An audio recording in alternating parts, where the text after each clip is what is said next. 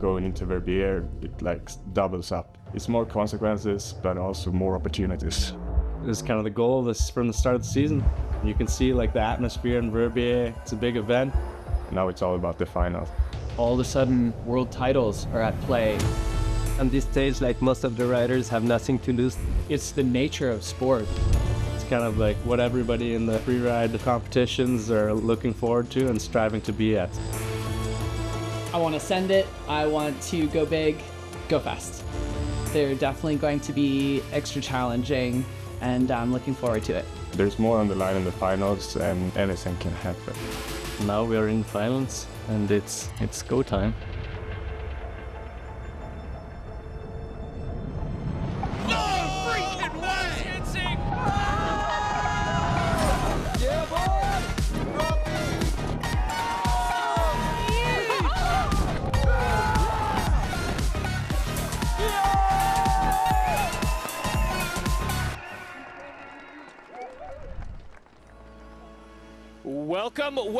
Welcome to the Freeride World Tour by Peak Performance. We have reached our crowning event in Switzerland, the Yeti Xtreme Verbier, the ancestral home of competitive freeride. The town is packed, the fans are absolutely frothing, and the vibe is electric. This is the final showdown for FWT 2024, and we couldn't ask for a better arena. World champions will be crowned on the hallowed grounds of Verbier today. Welcome to the Xtreme. All right, we are live. It's Freeride World Tour by Peak Performance 2024, the Yeti Xtreme Verbier, and we are buzzing right now. My name is Derek Foos. I'm here in the booth with Anna Smoothie, and we are ready for a show of shows. Anna, this day, it's just been building to this. Absolutely. The riders have been watching the forerunners this morning. There's a lot of nerves. There's a lot on the line today, but everyone is fired up to rip into it. Yeah, nerves and gnar. We had four runners drop in, which is probably the most I've ever seen in an FWT competition. But effectively, each line got one. Some questions about snow, but I think answered well by the forerunners. Absolutely. It's been wetter than an otter's pocket in the valley floor this week, but we've had some good snow on the Bec de Ross, and it's riding well. It's compact powder. Absolutely. All right, we're going to dig into what got us to this point in the season, the Freeride World Tour competition format. We've been going all season long. The preliminary stages were 3 events, one right here in Verbier in January, Kicking Horse Golden BC Pro, and then the Georgia Pro, and that got us through from 53 riders, where the best 2 of 3 results were the keepers. At that point, we cut a ruthless cut. Half the field goes home or goes to the challengers, and we keep 27. Now it's best 4 out of 5. So less options to throw away, and it all comes down to today for the title. We've got about 20% more points on offer for this event, as well as stop number 1 of the FWT finals in Fieberbrunn. So more to play for, more at stake, more to do, more to be afraid of, and more to be excited for. Absolutely. So the riders have been here for a couple of days scoping out their lines and getting it all locked in for the grand finale. Yeah, and the scoping has been, well, it's been interesting. It's been nervous. You know, it's been a long time since 2018 that we've started from the top. There's only one rider in the field right now, which is Jonathan Penfield, that's actually dropped in from up there. So a lot of the scoping has had the element of the unknown as well. Not just the fear. Obviously, it's this huge mountain and everything, but unknown. Where do I go? How do I even get into those things? So being around the riders, Anna, has been pretty interesting as they try to figure it out. Yeah, it's been interesting to look into their strategies. We actually got the men's categories, snowboard men and ski men, up on the top of the Bec de Ross so they can have a look at how it feels from the top, so that the first time they let it rip on the face, you know, they've already scoped it from the top. Yeah, I think that was a really critical step. And speaking of that, I mean, this place truly is hallowed ground for freeride. It's been, you know, the birthplace of the Xtreme. It's the finals for the FWT. And we got a chance to dig into the riders' minds to see how they feel about the Bec de Ross.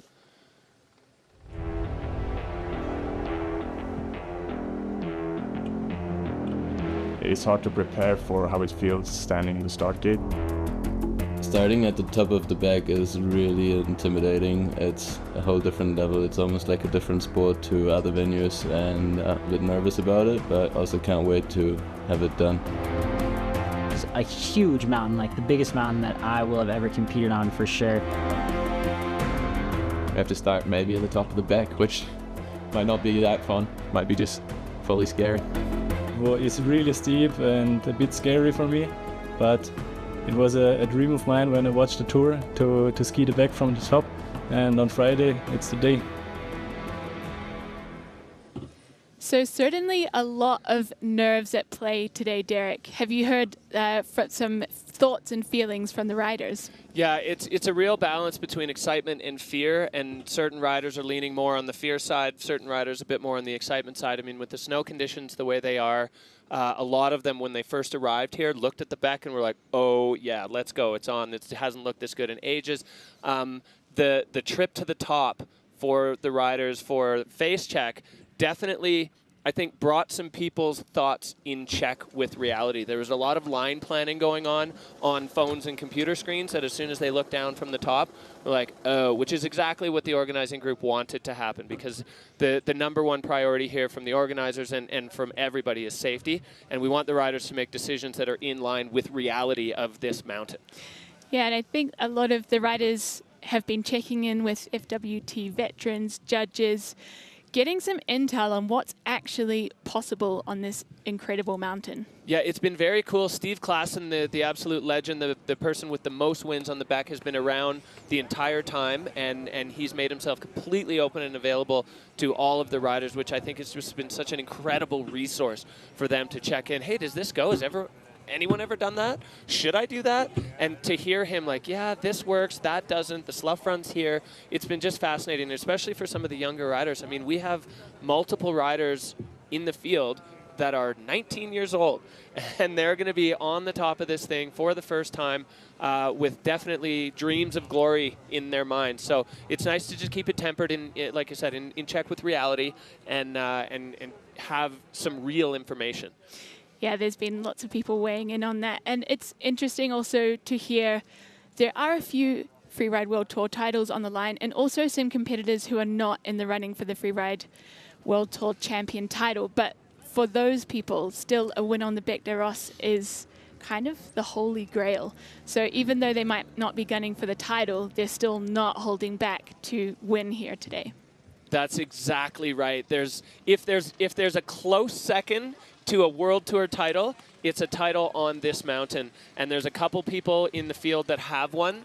You know, Seil has one, Turdell, there's a few, but there's definitely a lot of them. Well, Victor has a handful, but there's a whole lot who would like that maybe almost as much as a Tour title. I remember when Elizabeth Gerritsen won on this face in 2021, she said she wasn't even thinking about the title. She just wanted to win on the Bec des Rosses. So there's definitely a huge aspect of that. So while we speak of that, let's dig in to the nitty-gritty and the bits of the Bec. This is such an impressive face with our face preview. So checking out the Bec des Rosses, today's venue for the Yeti Xtreme Verbier. As you can see from the drone shots, we've had a bunch of snow over the last week, and the face is really filled in. The women's category is kicking things off on the Petit Bec. This is a northeast face, which has been a little more protected from the wind, so the riders are expecting good, consistent snow up until they reach the bottom of the venue. The average gradient is 40 degrees, with the steeper sections pushing into the late 40s. Kicking out of the gate at 3,020 meters, there's a vertical drop of 400 meters before they make it through the finish arch. And then we have the big kahuna, the Bec des Rosses. It's been a minute since we started from the top of this venue, and the riders are fired up to rip into it. It's a true north face, due to its elevation and aspect, the Bec X is a big refrigerator, meaning that the beers stay cold and the snow case stays cold and in good shape for the riders. Now, talking about how steep it is, there's an average gradient of 48 degrees with some seriously consequential zones in the upper third of the face. They're pushing well into 50 degrees.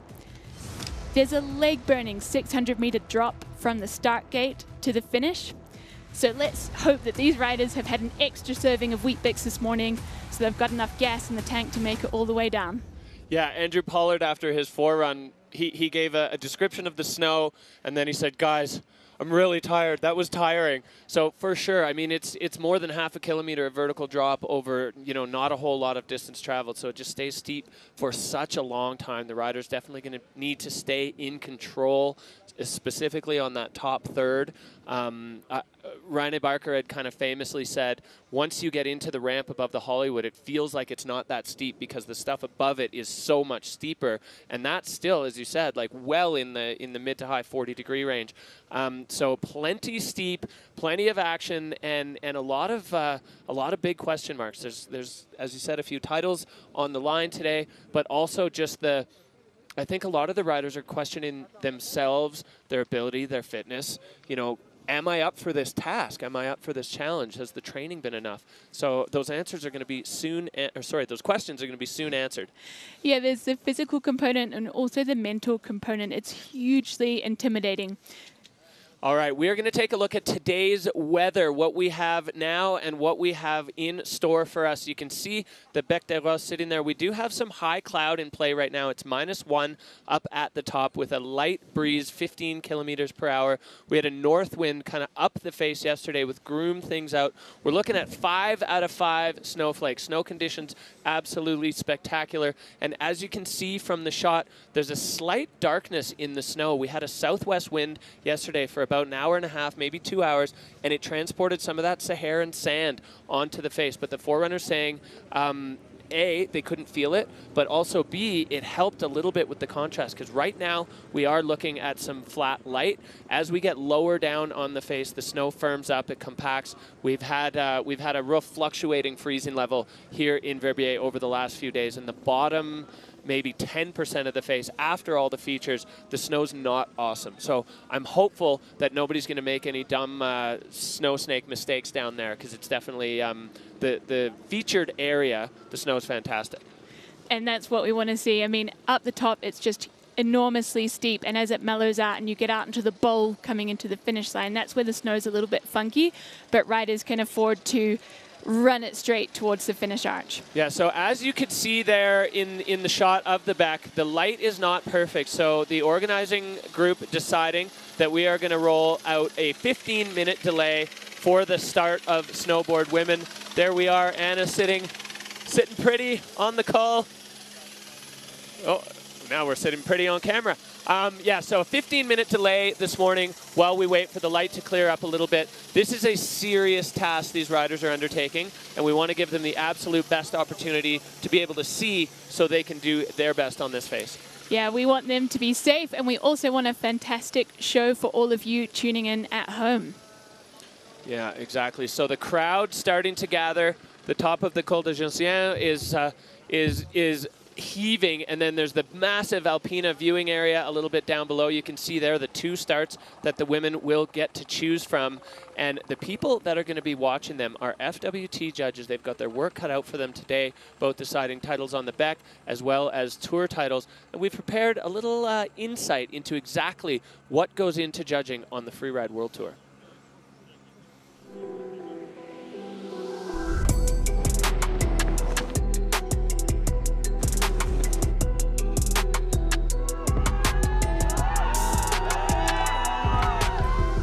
Hi, my name is Bertie Denevo. I'm one of the Freeride World Tour judges. We score riders from 0 to 100. When the rider leaves the gate, he has a score of 50, and then the score goes up or down depending on what we see. There are 5 judging criterion. The number 1 criterion is the choice of line. We'll judge whether the line was difficult or not, and whether the athlete did the best out of his line choice. Then there's air and style. How big is the jump? How many are there? Were there tricks in the air? Was the rider in control in the air? How were the landings? The landings are part of the jump. Then there's fluidity. We judges are here to decide whether the athlete was really fast or kind of slow compared to how exposed or how difficult it is to ski. Then there's control. Here we'll judge whether the rider was in control at all times. Then there's technique. For pros, we don't really judge their technique, but we might take off some points if they side slip in a place where another rider was taking turns. The score, like a temperature, will go up and down so that we have a score in our heads when the rider crosses the finish line. All right, well, an in-depth look at the Freeride World Tour judging criteria, how they do it. They know what they're looking at, and they know what they're looking for. These people are the best in the business, and they are just as fired up as the riders and the fans to see a great show and throw some big numbers out there at some banging runs.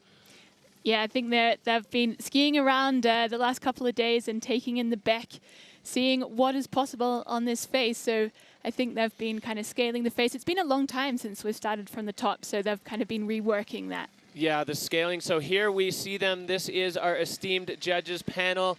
We've got Laurent Bess, Bertie Denevaux, Michelle Manning, Laurent Gauthier, Ludwig Bianca, and of course, Juju, Justine Chavalet. She is inputting all the scores. So excited to be here with the squad. And everybody is ready to go here, fired up for the Freeride World Tour. As the fans, there's a bird's eye view of the judges from the Cineflex. Gorgeous, flying around, just catching the vibes and picking things up in Verbier.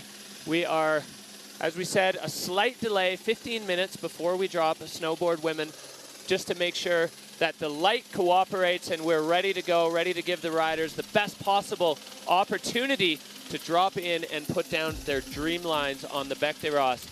We are going to be right back with the Xtreme Yeti Verbier Pro.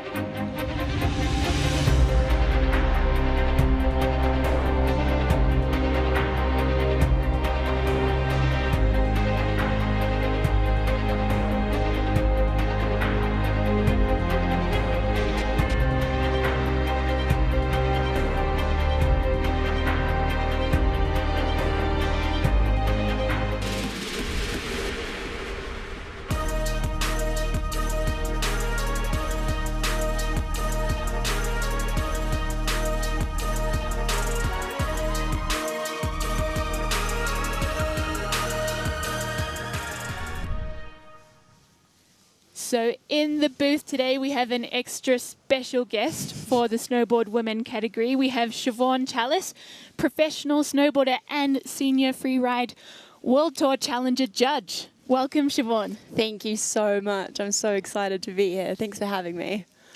All right, so we've got Siobhan here. Siobhan, from judging and from competing yourself, it feels like you've got a pretty good insight into what the riders are going through in these moments before the comp starts. You know, we're delayed. That kind of increases the stress. What do you think their stress levels are like right now? Oh, honestly, I do remember those situations really well. And for me, it was always like trying to focus on what I can do to like get my stress level down.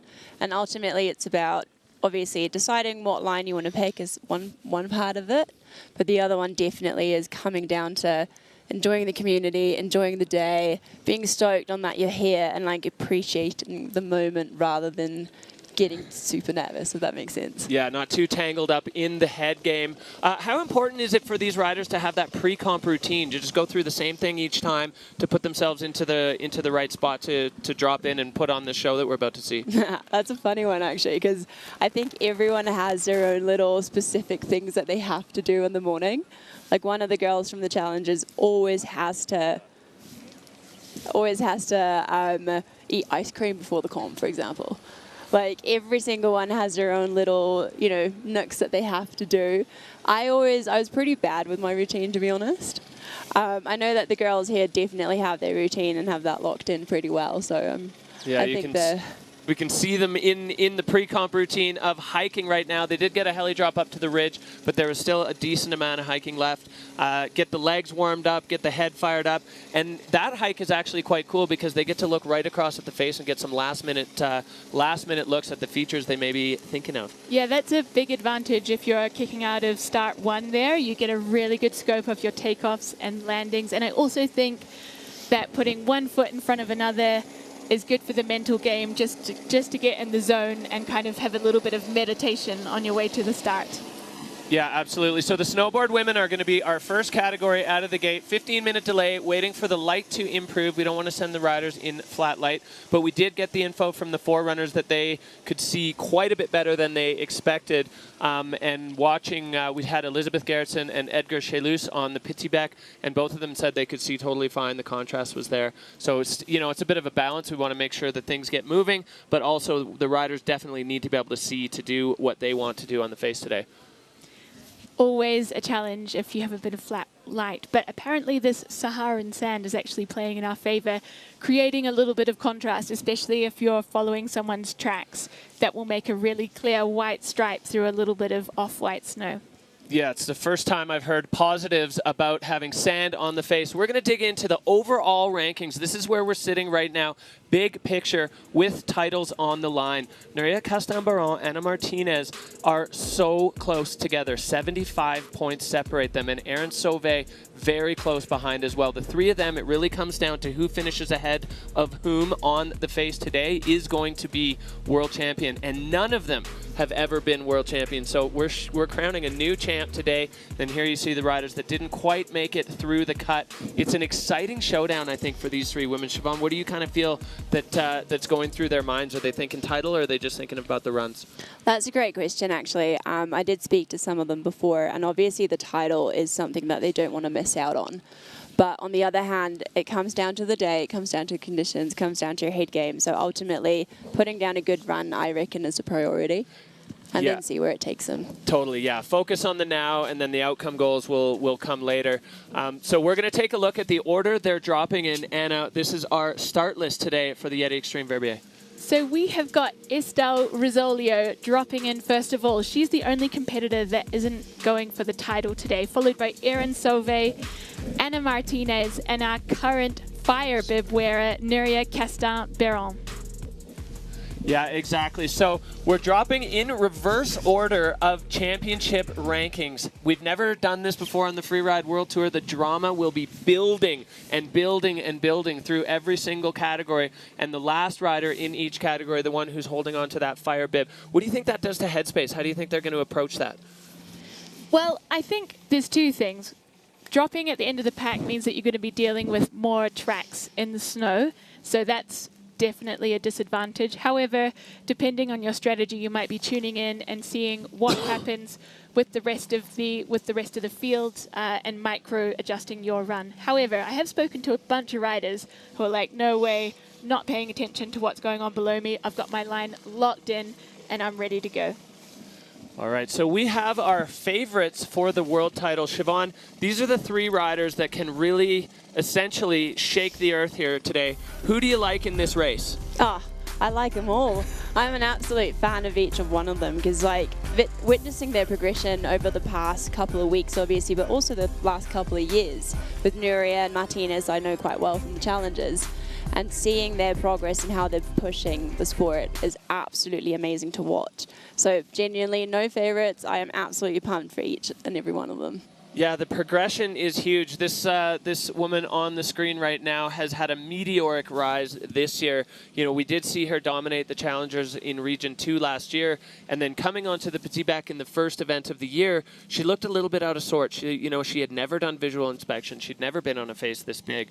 But watching her progression through the season has been incredible. Siobhan, like, as you said, you didn't know her before. What's your take on Erin Sauvé? I absolutely agree. Like, watching her on the last comp in February was absolutely mind mind-blowing. She definitely stepped it up, and the way that she hit the hosel cliff was out of the gate, so I'm absolutely super impressed. All right, so our peak performance fun bet fan favorites, 90% of you feel that Anna Martinez is going to land on the podium today, 87% Nuria Caston-Baron, and 84%. So just about as even as the overall rankings are in the peak performance fun bet fan favorites. This is Fantasy Freeride, your chance to get involved. If you hadn't made your bet now, it's too late. You blew it, but you can try again next year for the peak performance fun bet fan favorites. There's all kinds of great peak performance swag up for grabs if you win. So we get a look there at our current leader, Nuria Caston-Baron, just holding on up there. She's got to be coming in with a bit of confidence, as the last time we competed on this phase, she won. Siobhan, how do you think her headspace is right now? I agree with you. I think that she comes in with confidence, and she did do really well this season, so she definitely has that push and motivation to do well. For her, it's really just about staying on her feet, finding her line, because her riding and the way she executes stuff is absolutely brilliant. Mm-hmm. For me, I feel like when you've been wearing the fire bib all season, you're essentially the top dog. And to be able to perform when it's expected of you, I think that requires like an extra level of mental game. I 100% agree with that. It definitely, it takes a lot to be in that golden bib and to then perform, but I do think that Nuria has that mental strength to push through that and concentrate on her line rather than the golden bib. Yeah, and Nuria, coming into the first event this year, she had some serious demons to battle. You know, last year she was in an avalanche incident at the Challenger here, and it was a big deal. You know, she took her a while to kind of get through that. And coming into the first event this year, she talked a lot about how she was really nervous and she wasn't sure exactly how she was going to feel coming back here. So for her to overcome that with a win and then put together the season that she has is spectacular. I think you talked about resiliency. This is like the case in point of that, the poster child of resiliency for Nuria. Yeah, and she's done a lot of work. She was very open about the fact that she's seen a psychologist, a sports psychologist, to try and move through that trauma and get back on top of her game. And it's safe to say that she's really achieved that. All right, well, we have a little catch-up with one of our title contenders, Canadian rider and winner of the last event, Erin Sauvé.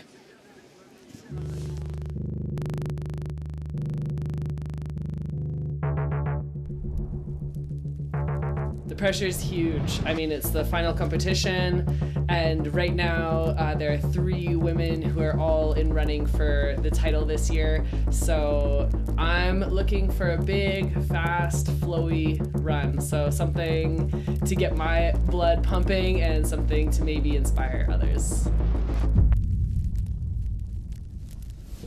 Inspiring others, indeed. There was a whole lot of explosive chatter on social media after the last run in Fieberbrunn, where Erin blew the doors off and won the competition by a mile. You know, she sat with the rest of the riders in the riders meeting in Fieberbrunn, and the judges said, we're going to throw points at big moves, particularly in snowboard women, and she was just taking notes and then delivered exactly. And my feeling is, and I hope I'm right, I'd love to hear your opinion on this, Siobhan. Do you think the other riders will take from what she did in Fieberbrunn and step it up as well? Yes, I definitely think so. I saw it on the challenges. Like, it doesn't just happen here that the girls suddenly, like, it's role models, right? It's girls pushing the sport and they're stepping up and they're like, hey, we can do this too. And I definitely think that all of the girls now know, okay, this does pay off, so let's go for it. The cool thing about it doesn't take that long to trickle down. Like you said, there was a challenger right after the Fieberbrunn FWT, and the entire field was like, hell yeah, let's get it. And you can see those moments kind of really move the needle for the sport from FWT to challengers, qualifiers, and even in the juniors, I think.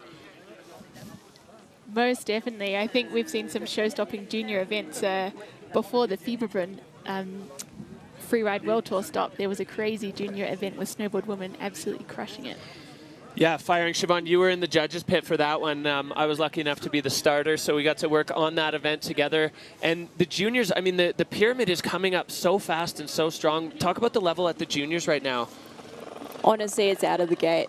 it is so enjoyable to watch, and it's just so fascinating and inspiring to see those Grommies just step it up. And I remember there was one Japanese girl, and she was just out of the gate. The way she dropped in was just, whoa, okay, here we go. And she was in for a wild ride. It was great. Yeah, that was exciting, and it's really cool to see the junior pyramid is paying off at the World Tour. When we look through these start lists in all 4 categories, it's full of riders that came up out of the juniors. We've got junior world champions in every single category in the field today, and all of them who came through that, they're so young, but they're so seasoned. They've already got the skills of veterans in terms of competition, and now they're just applying it at the World Tour level. And this has been quite a big change from when you and I were competing, Siobhan. I think the average age of a freeride World Tour competitor was about 32, and now it's got to be in the mid-early 20s. That is so true. Yeah, I do notice that they're all getting younger and younger, and then coming up from the juniors, like watching, like big names in the field, and then watching them at juniors, and you're like, oh, hey, that's the daughter of this guy, or that's, it's just so cool to watch and to see them progress and to see them living that passion and writing their own narrative and getting their own story done. And that's just, yeah, it's beautiful to watch. All right, we've got the Alpina spectator area filling up as jumbo tram after jumbo tram, just spilling people out here on the call. Everybody excited to watch the Yeti Xtreme Verbier, getting so fired up for the show. We're just minutes away from the first snowboard women dropping, and you can see the spectators are starting to really get buzzing. The vibe up here, the atmosphere when the forerunners were running, even outside of the competitor zone, was just electric. It's such a good day out. People bring up their picnics, they bring wine, beer. I've even seen lots of people cooking up a fondue on the Col de Gentian here, ready for the show and just having a good time and making sure they cheer everybody on. Yeah, one of the local juniors, part of the Marton Bender squad, Les Grilles, he had a pizza oven that operates off a propane bottle that he was going to bring up and be selling pizzas to all the homies. So Jordan Williams, I hope you brought the pizza oven up here, because everybody's getting hungry for freeride, hungry for action on the Bec de Ross. Petit Bec is first up, and it's going to be great. The difference in how filled in it is compared to when we were here in January is unbelievable. It's looking good, and I feel like the light is also brightening just a little bit. We can see Aaron there checking out the view from the start gate.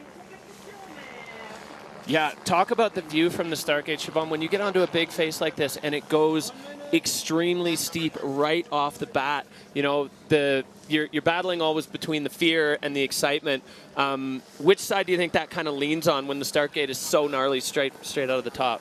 Oh, it just sets the tone for the entire run, to be honest. Like, it's super exhilarating, and you just know you can't go half-assed. You really have to get yourself going, and having like a super steep start of the run honestly always put me into a better headspace than something easy to start off, because that exhilaration just pushes your adrenaline level and gets you into the flow way faster than something that starts slow.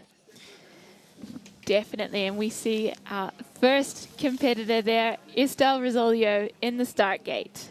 Yeah, we are 30 seconds away from kicking off the Yeti Xtreme Verbier 2024. This is the culmination of the entire season, building up to this all season long. And it feels like a nice bracket that we started here and now we're finishing here.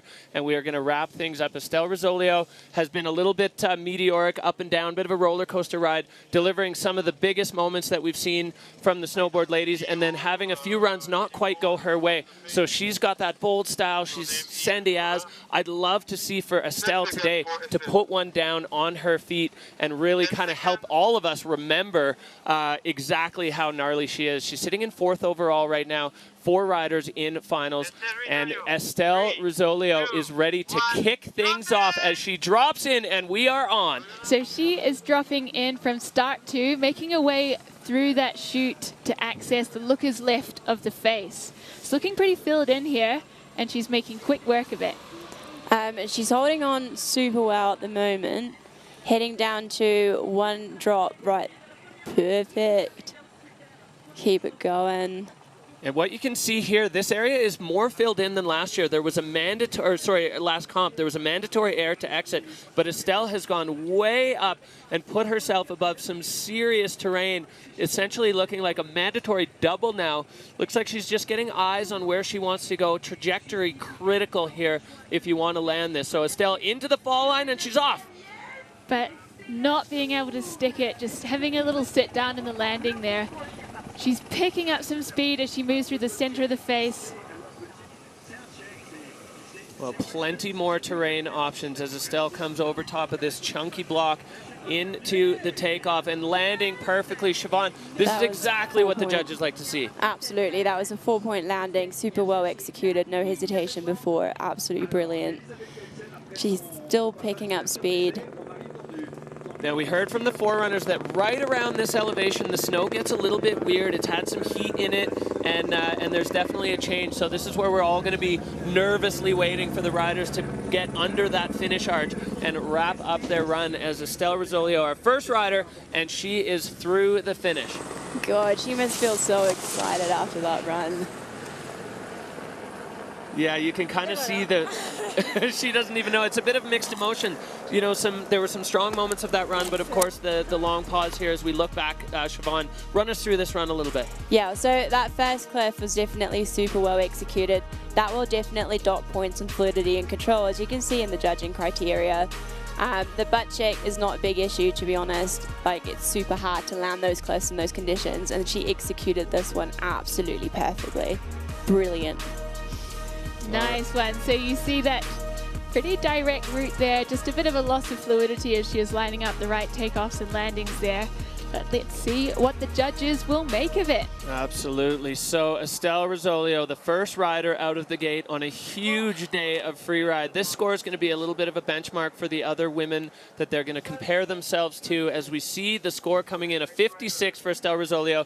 So definitely between the fluidity and the control, they're you know, the judges are looking for perfection here today. This is a world title implication run, and as well, it's the Xtreme Verbier. So we want to see, they want to see perfection delivered if somebody's going to win a Verbier title.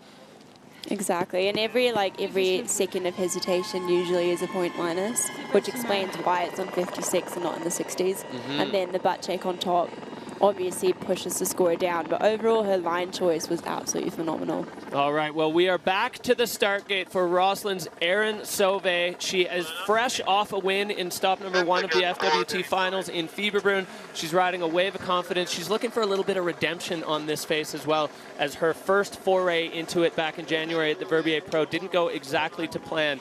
So Erin Sauvé waving to all the folks back at Red Mountain as she kicks things off on a title contending run. Dropping in from start 1 there, hopefully she's been able to scope some of her takeoffs and landings on that hike up. She's lining up her first feature here, finding the right takeoff, stomping that one, and really good board control. Yeah, that was beautiful. The way she executed that turn after landing is definitely something that speaks to her technique and how she can read a face. Now that she's going into the next zone, I think she's going to hit another pretty big feature, lining that one up perfectly. Going huge there, and 4-point stomp landing. Yes, Erin, that was dope. Erin Sauvé showing that she has learned from the past lap down the Petit Bec, and she has put all the pieces together so far. Still not done though. Erin lining up another feature underneath this long block cliff. We saw a lot of play on that one early on in the season from Ski Women, and Erin Sauvé clean with some chunky features in that run. Yeah, that was huge. Like, you can't underestimate the steepness of the face, and then picking out those features, and the way she executed it without any hesitation is absolutely brilliant. Yeah, that was a spectacular run there from Erin Sauvé. So she knew coming into this that with a win, and we've got the Yeti cooler jump there in the finish area. Erin Sauvé finishing with a flourish. Finishing with a cheeky little front flip to end it. Love to see it. All right, Siobhan, take us through this replay. So the first feature that she hit, again, no hesitation, got in a little indie grab there, which was super epic. Keeping going to the next feature, again, No hesitation. You see the way she sets her turns above that cliff? It was absolutely brilliant because she set herself up in the right direction to land on the snowboard. You have to consider that we only have 2 edges, right? Like one ultimately to land on, which makes the whole game a lot harder.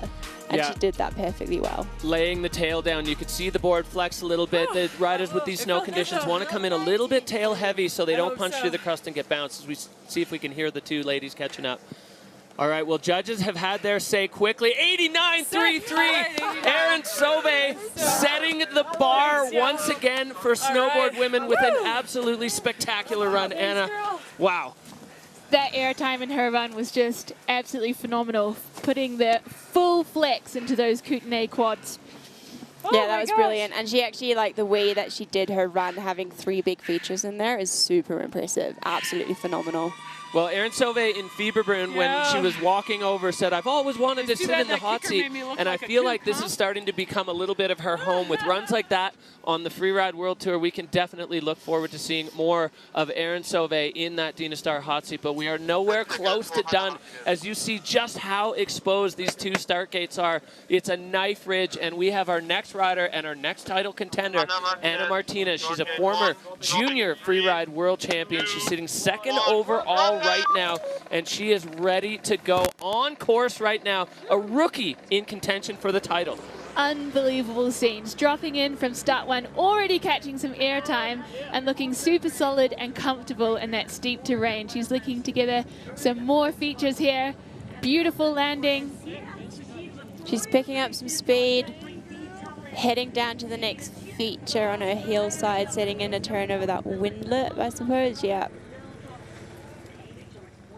Well, Anna Martinez adding another feature above the one that Erin Sauvé hit, so definitely building up the line score with another air here, picking up speed. She's so strong on her board. A little bit of a powder cloud there, giving herself a face shot on the petit bec, and another chunky one here as Anna lines it up on that toe side edge. And stomps it. Stomp, barely any hesitation. Then, oh, Anna just going down. The forerunners did mention that where the tracks are, it starts to step out a little bit, and you could almost see it looked like she dropped into an old track, and it just bucked her a little bit on her board. True, but she's not done yet. She's heading into her last feature with a little butt cheek. That's okay. That's a sick feature. Look for like icy feature, right? Yeah, a little bit of an ice fall up there on the petit bec. So Anna Martinez doing her part now. She's going to make her way into the finish arch. Definitely a few issues in that run that I think the judges are going to really take into consideration, especially after the perfection that we saw from Erin Sauvé. But certainly Erin building a line score on that, or sorry, Anna building a line score on that one as she ticked off a bunch of features in that run. Yeah, she had a stack run, and to like put that down, find every feature the way she did is super impressive. Epic line though, that was so awesome, man. Oh, that was a sick line. That's the game. You fucking crushed it, Yeah, girl. like Erin mentioned, sick line. So talk us through this replay, Siobhan. Yeah, so the first feature was perfectly executed.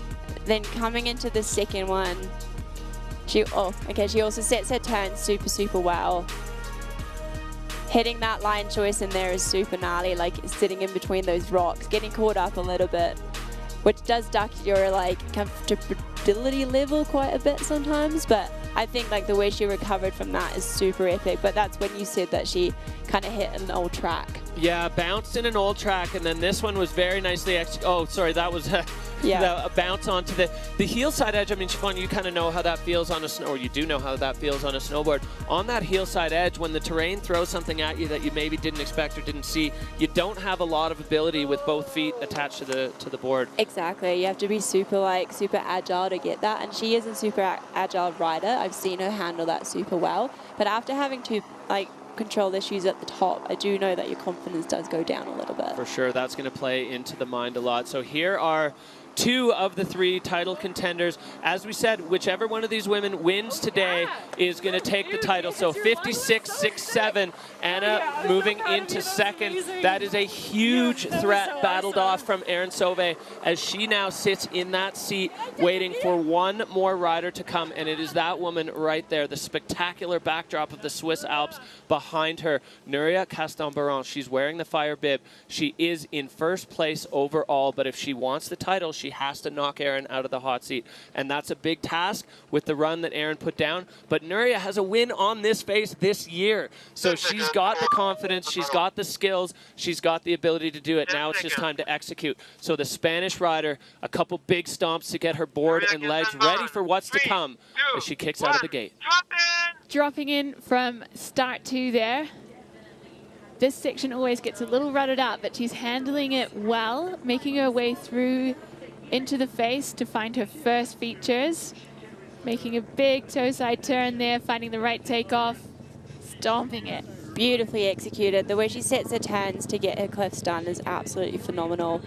Now she's making her way down to her next feature. Again, no hesitation. Oh, perfect stomp, brilliant.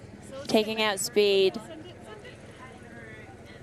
And another perfect stomp. She's absolutely ranking up those scores, man. Controlling the speed with that heel side turn as she's kind of moving over to the looker's left, rider's right side. And there's still some features stacked up here for Nuria to continue building that line score. Incredible riding here from our rankings leader. Nuria has another one lined up straight off the end and stomped again. Into a cheeky double. Love to see it. I can see why she has been wearing the fire bib all season. That was an absolute screamer run, and she is not done. Riding her way through towards the finish arch. Oh, the judges are going to have a good time discussing that one. That was really well done. Super well executed. Great speed, no hesitation. Stomp. This is exactly what we want as freeride fans. We want the best riders laying down their best runs and put the judges to work. And Nuria just adding a little air and style right to the end. It doesn't end until you're through that arch, and Nuria wrapped up the relief, elation, all of those things combined that these riders feel in the finish. So sick. Woo! What a run. Oh, good. God, I wonder how the two of them are feeling right now. All right, well, Siobhan, we've got the replay here. The look on Erin Sauvé's face as she's watching Nuria ride. Yeah, so the way she executed that, taking out a little bit of speed to make sure she can handle the speed afterwards was super, super smart. Setting the turns beautifully for this one too. And another stomp. She's definitely stacking up those points. It'll be really hard to figure out which one's leading on this one, to be honest. The heel side speed control after that air out of the mandatory, what was the Geraldine Fashionat mandatory, now you don't have to, but obviously these riders do. Such great board controls and putting herself right into another feature. We'll see if we can catch up with what they're saying.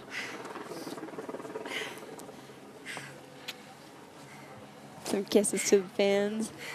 Yeah, all the friends back in Spain, all the fans. The score coming in, it's an 81-6-7 for Nuria Castan-Baron.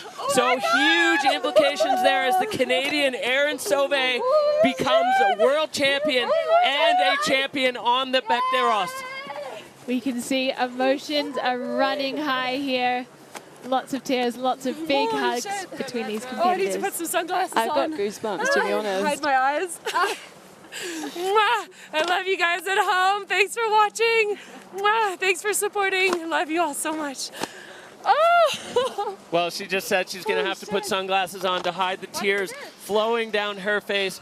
The joy there of Erin Sauvé, our brand new freeride world tour. First of all, the Yeti Xtreme Verbier champion. Here is the look at the scoreboard today, Anna. So we've got Erin Sauvé taking the big W here, and also for the overall, Nuria Castan-Baron with an outstanding run in second position, and Anna Martinez in third with Estelle Rizzolio in fourth position. Unbelievable. And another huge score delivered there from Erin Sauvé. There is your podium here as Anna Martinez popping the top with her teeth. This is it. Third place in the bronze medal for Anna Martinez. Second place, Nuria Castambaron, and Erin Sauvé, the champion on the back. I'm honestly beyond excited for those girls. Yeah. What an incredible show. So this is what's happened. It is as the event rankings, your brand new freeride world champion, Erin Sauvé, with the win on the back, cementing her title here on her first season on tour. Rookie world champion, Nuria Castambaron, a very close second. Anna Martinez, Estelle Rizzolio. That's your top four. That was the field today, and that is where we ended up. Siobhan, what a show we had from the snowboard women. I feel like the entire category just elevated itself. It was so sick to watch. Like, the way that they're pushing the sport is absolutely phenomenal, and I honestly can't wait to see what the future holds for those. All right, well, we are going to head down to the finish with our brand new world champion and champion of the Yeti Xtreme Verbier, Erin Sauvé. Describe what you're going through right now.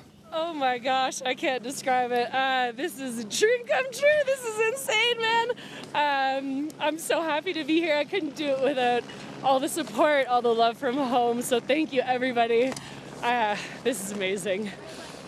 Well, huge congratulations to you, Erin. You've been taking notes. You've been listening to what the judges said.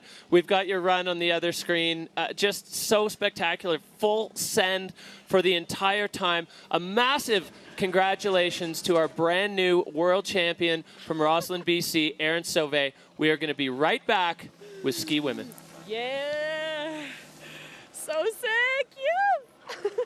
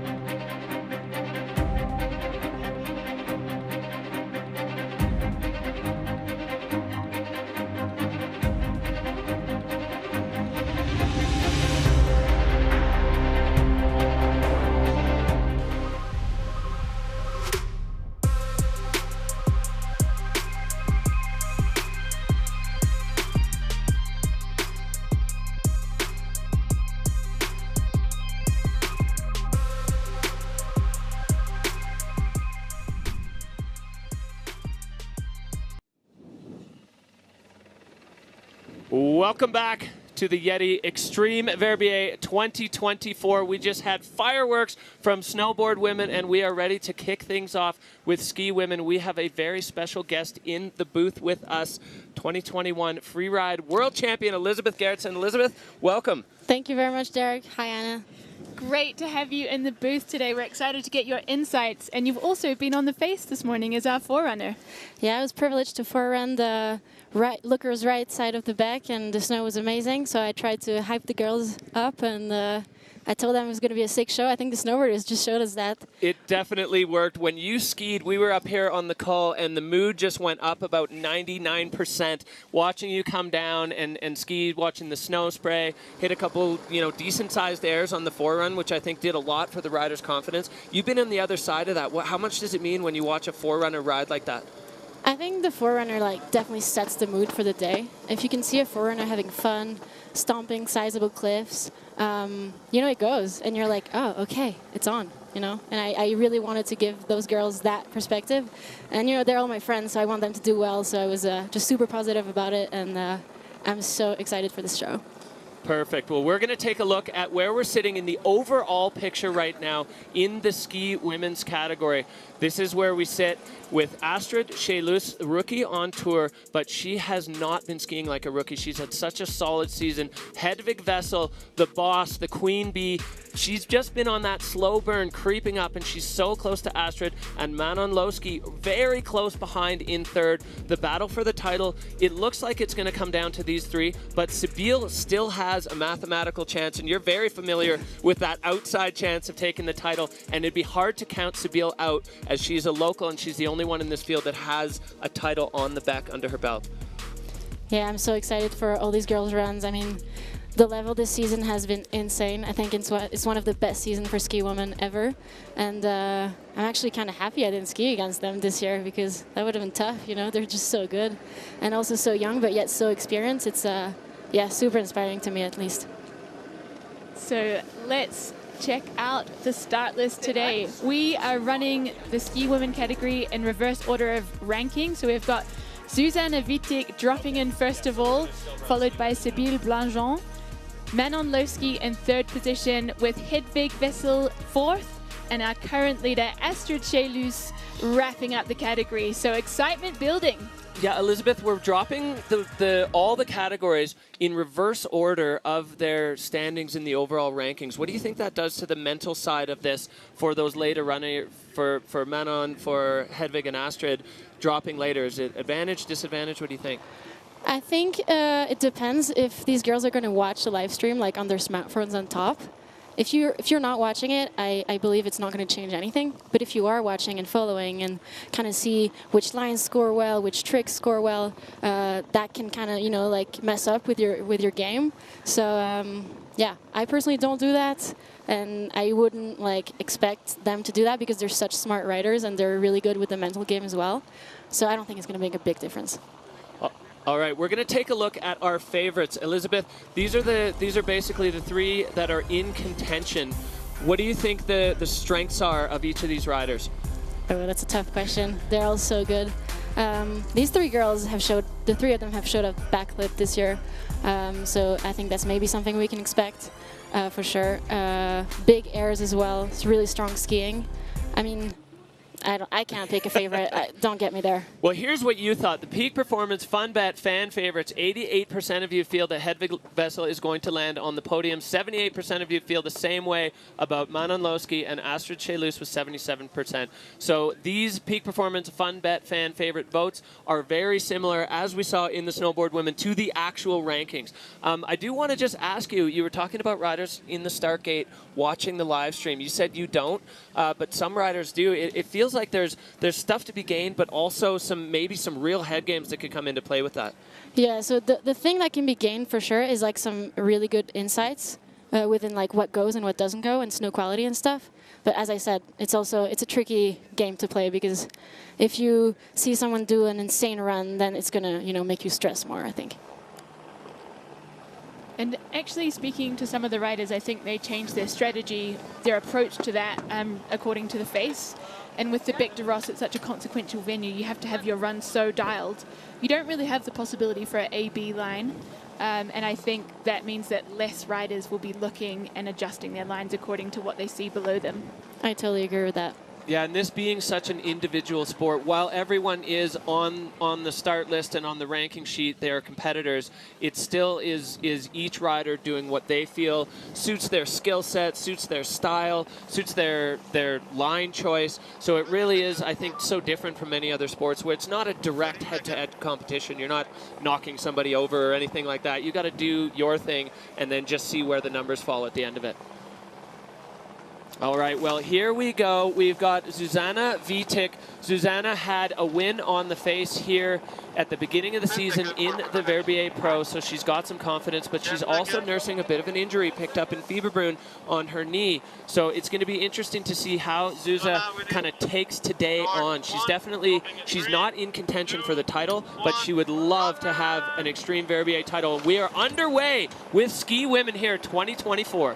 So Zuza is pushing out of start one, heading over to find her first bit of airtime, test that knee out, and looking pretty solid there. Yeah, this is the part that I skied this morning, and this is really good snow, and I think she's showing that, skiing super well. The knee looks good to me. Yeah, well, she's been strapped up by Seil Blangeon, the best physio on the mountain, and she's looking super solid there, getting some more air time in and skiing super fluidly between features. Such strong ski technique from the Polish rider as she sneaks through the side door here and right off the nose of that air. Wow. Zuza stomping. All right, well, kicking things off with a bang here for Zuzana Witek, and a chunky feature lined up below her. Coming up to find her takeoff. Perfect landing, riding out pretty straight there. That was beautiful. All right, well, one more feature underneath, and Zuza opting around that one. She flew off that one in the earlier event this year. So, Elizabeth, you were talking about the snow. It looked pretty good there for Zuzana. Yeah, I think she made it look super good and really easy, really lacing that turn and being patient in the turn. She's still going. She is still going way out to the rider's left. Another big dog. Wow. And Zuzana stomping at the very bottom. We haven't seen that come into play very often here on the Petit Bac. She's got a bit of a swerve to make it over to the finish gate, but handling it like a pro. So no real evidence, at least from our seats, of a sore knee there for Zuzana. What an impressive run. She seems happy. She's got a big smile on her face. And you know, she wasn't sure if she was going to compete, and I think like she definitely took the right decision. She was riding so well, and yeah, the knee looks good. All right, Elizabeth, run us through this replay as we see the top section of Zuza's run. She started strong and continued with that same level of intensity. Yeah, I think she like started out kind of testing the snow, you know, like taking those turns easy, and then the run just got better and better with like higher and higher cliffs. And you can see that in judging criteria as well. Yeah. That was quite a flat landing that she took pretty well there, and just managed to pack so many big features into her run. And you could see that, as you said, Ellie, with the line score there, just jacked right to the top of the scale. There was not really anything that she missed or went around. And then what a great way to finish. That's a really unique line choice, unique feature choice for Zuzana. She's got to get on that left leg to get into the finish, and she is stoked. Well, here we go. The judges are going to set the bar for the day in ski women with this score. Little kiss for that right leg. Big thanks, as you said, Anna, for Seil to strap her up. We see the score dropping now, and it is going way up. 88.67 for Zuzana Witek. So she's done her part now, and this could be a real interesting spoiler. As we said, she's not in contention for the title, but her finish today can have huge implications for the other women. I would say that's a huge statement from the judges. First rider to drop and such a high score. I mean, they liked it. They loved it. Well, we liked it too here in the booth. Hopefully at home you also enjoyed watching that as we are back up to the top. Start number 1. There you can see just how exposed that start gate is on that high ridge. The Alps backing the backdrop, being the backdrop here for the Yeti Xtreme Verbier. This is the grand finale, the culmination of the 2024 season, and these riders all wanting to have their say. This young lady is the only rider in the ski women's field who has won here on the Bec. Local Seil Blanjean, another rider coming up through the junior rankings, attending that Junior Freeride World Championships, winning on the Bec. She's done it all, and she's going to want to back that up. Seil Blanjean from Verbier is on the Bec. Just navigating her way past those cameramen from start 1 to find her first air. Slamming some turns down there. It's getting a little bit chopped up. Very impressive technique. She wants it. Skiing over exposure, over this bluff. Beautiful. Wow, that was so impressive. Super nice from Seil. And she is carrying some real speed through into the next section. And another one sneaking through that little door. No hesitation, not even a slight speed check. Seil Blanjean landing almost in the same spot as we saw Zuza land, but she has got more to come. Another air there, using that technique that got her the win in Georgia and wanting desperately to back that up with another win here on her home soil. Seil Blanjean, you can see the finish gate still looks like it's such a long way away. She's flying. She's going to be stoked with that. Yeah, it was a solid run, and she has been such a team player here for the Verbier crew. She lost the pole. Oh. Putain, j'ai perdu le bâton. Ooh. Swearing. Putain! Well, the emotion coming out of Seil Blanchon, we didn't catch that when it first happened, but somewhere along the way, losing a pole, Ellie, maybe we can see exactly where that happened.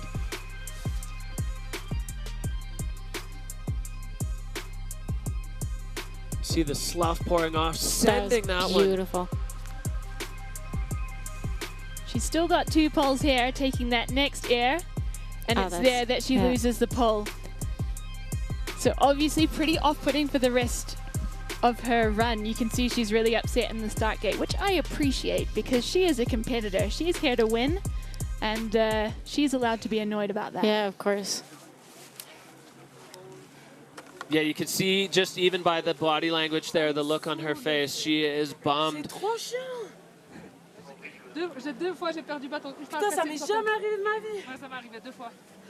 For the non-French speakers, she said that's never happened to her before.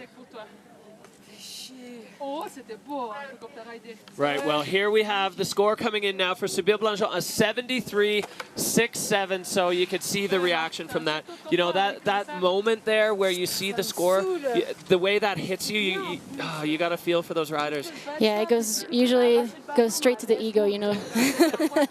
And it hurts for a few minutes, and then it's over, really. All right, well, Seil Blanchon, I mean, we're all happy to see her down in the finish area, safe and sound. Unfortunate, a bit of an equipment malfunction. And, I mean, you can't overstate how important your equipment working properly is. And if a pole strap snaps or you just lose a little bit of grip there, you know, it has pretty serious implications. And for Seil Blanchon, that's not going to be another win here on home soil, as Zuza put down an absolutely spectacular run. So we're just waiting for Manon to get her skis on and get herself into the correct position. How stressful is it when you're in the start gate and all of a sudden they call you over and you're running maybe a little bit late? It's really stressful. And usually the starters are pretty stressed too, so everyone's stressed.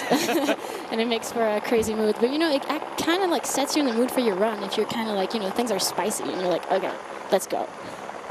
Little added intensity to the start gate, as if it needed any more intensity with world titles, Verbier titles on the line. And you can see, Anna, the crowd starting to build up here. There were so many people pouring out of the jumbo while we were watching the Forerunners. The excitement in town has just been electric. Yeah, I'm just trying to see what kind of picnic supplies we've got on hand. Let's see a few baguettes. Any fondue? Can't see a pizza oven just yet, but I think it's coming. Hopefully it's coming. Manon, the peak performance rider, just getting her boots dialed in, making sure everything is perfect. We already had one equipment malfunction on the face today. Nobody wants to see another one.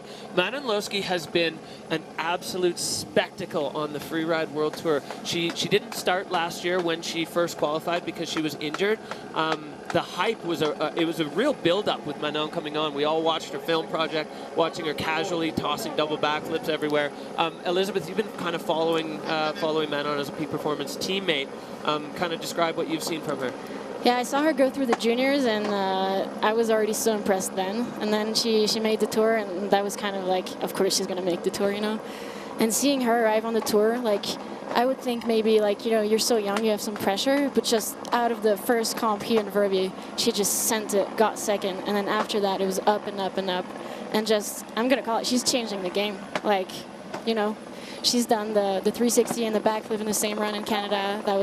It's never been done before. And, yeah, I can't stress how important that progression is for everyone, and it's gonna push the sport in the right direction for sure. Yeah, absolutely. Went for it again in Georgia with not quite the full success we were looking for, but that run, you know, we got to speak to the judges, and they were saying that may have been the highest scoring run in the history of ski women on the Freeride World Tour had she stuck it. But you still have to stick it, and you know, as you said, Manon is young, but she's certainly not skiing. One thing I loved, Anna, you know, we got to call it here in that first run.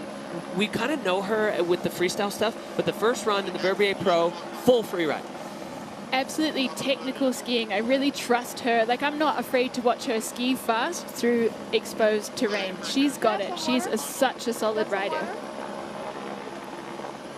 Yeah, she's just making those final preparations as she is now one of 3 riders that are in very serious contention for a Freeride World Tour Championship title.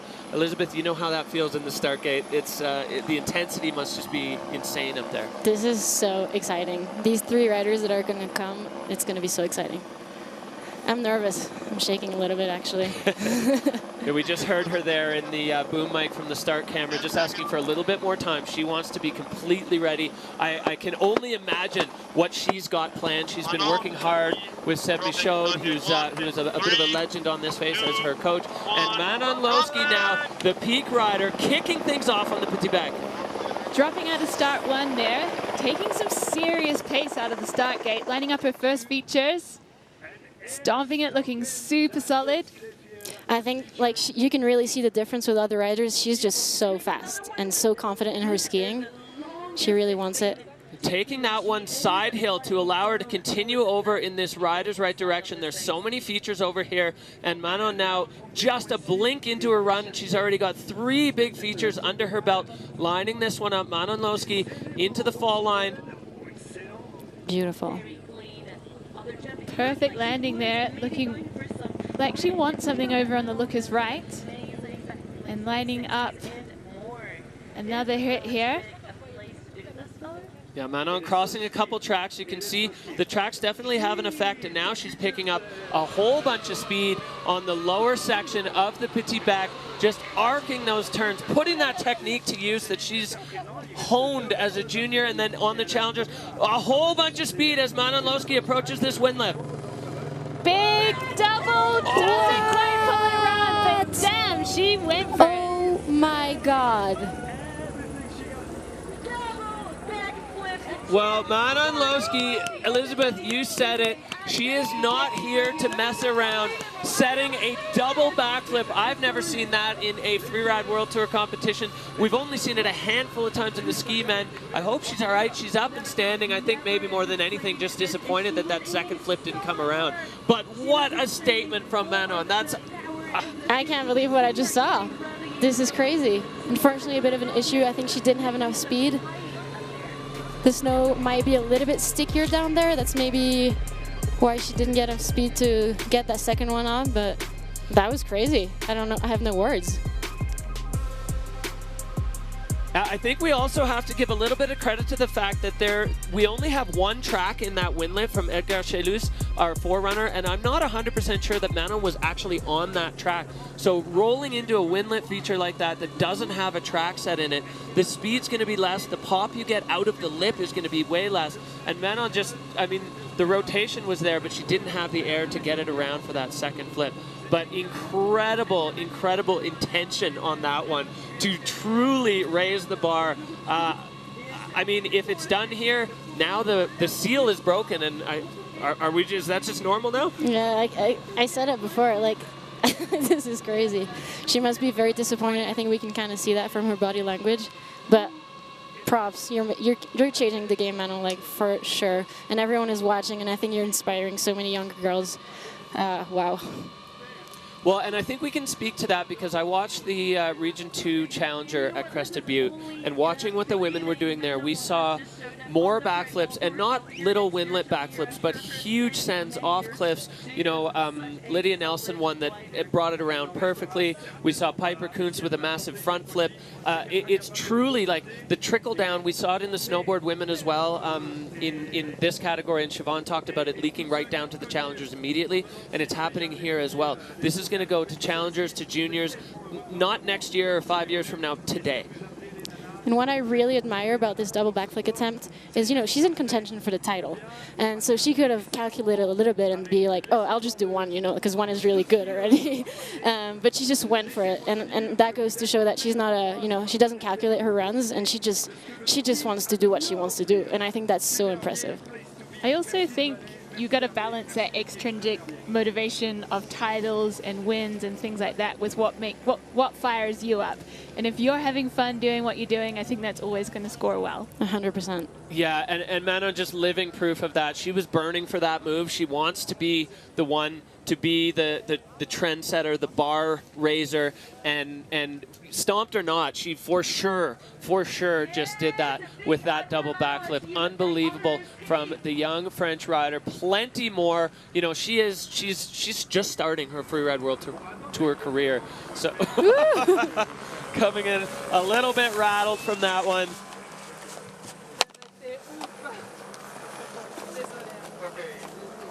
So That's a no score for Manon. Her désolé from Zuza. I'm sorry.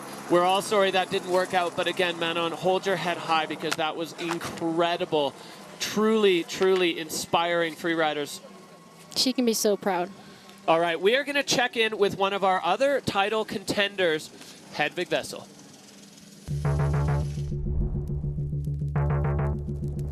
My goal since I started freeriding was to become the freeride world champion, and let's say it's been a journey to try to get there. That world title is something I've been looking for many years, and I'm going to do everything I can to do it this time. Nothing to it but to do it. Hedvig Vessel, she is in contention for the title, but she needs to win if she wants to win. So Hedvig is here for nothing but first place, and so exciting to see Hedvig Vessel. She's been on a little bit of a slow burn, creeping up. We had Manon leading for a while, now Astrid's leading, but Hedvig's been right there, and now is her time to shine. She's excited, she's nervous. We're excited for her. Elizabeth, you have some history of these championship battles with Hedvig. Oh man, yeah, I'm so nervous. So she is out of the gate, start one.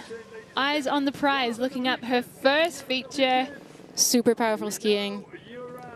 And taking it as a double. Hedvig Vessel coming out with intention as she gets high on this pace. This is the most aggressive pace we've seen so far in the ski women's category, as she's now just managing her way through those old tracks. There's another big one beneath her. Getting into that spicy zone there, finding her takeoff. No hesitation, taking that so long. Sailing over the bomb holes from the other riders and connecting absolutely perfectly with the transition. Hedvig Vessel now with a couple of control turns and lining up this bottom feature right off the nose. Incredible run from the peak performance athlete, full throttle from Hedvig Vessel, top to bottom. The speed and the intensity of that run. She wanted it. And she got it. That was unbelievable. She's happy, I think. Happy-ish? We'll see what the judges had to do. The two compatriots there, competitors for a moment, but travel buddies and ski buddies. All right, Elizabeth, the replay of this, she was so intense right from the start. That double, like, I have to say that's a really tricky double to take, and she took it perfect, like taking the first one kind of big and the second one smaller. And then this was the move of the run, I would say. So big, and her connection back to the snow was perfect. She took that one long as well. All those off-season squats and deadlifts coming into play. You can see super direct. There were no speed checks really in the entire run. Full fluid, pinned free ride at its best there from Hedvig. So we'll see what the judges, she's now done her bit. Oh, these are anxious moments as there's so much at stake, and Hedvig Vessel has been second overall 3 different times on the Freeride World Tour. She wants that final step, probably more than anybody in all 4 categories here today. As we see the score, the numbers up, 93-3-3. The relief. Open your eyes, Hedvig. Open your eyes. Look at the score. Does she know? I wish you the best, but don't beat me. Well, that says it all. Thank you, everyone who's been there. I'm proud of my run. I can't do anything more right now, so let's just pray for the win. I love that. She's so sincere. Yeah. Incredible moments there on the Freeride World Tour. So we only have 1 rider left in the start gate, and we had a chance to catch up, see how she was feeling before her run.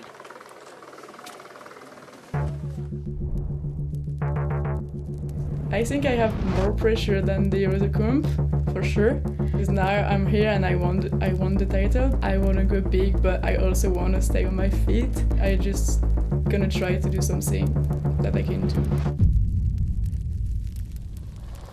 Okay, well, we have here a unique situation where the final rider to drop is a rookie, but who now has one massive score to beat. She just said she has more pressure and that balance. She wants to go big, but she needs to stay on her feet. How do you balance that as a rider? I guess we'll see. Yeah, I'm really curious what her strategy is going to be. She is on the face, catching some airtime straight out of start 1 and locking in a big one there, stomps the landing and looking over towards the lookers right of the venue. It is steep over here, skiing above exposure. Astrid, with that trademark speed, she always is skiing fast, and she is above. No easy way out of this section. Getting a little bit, taking that one big, stomping the landing. Oh, and Astrid off that air with the slough pouring down. Hopefully Dom and Jeremy had a good angle. There's going to be some magic photos coming out of that. And another big one here below for Astrid.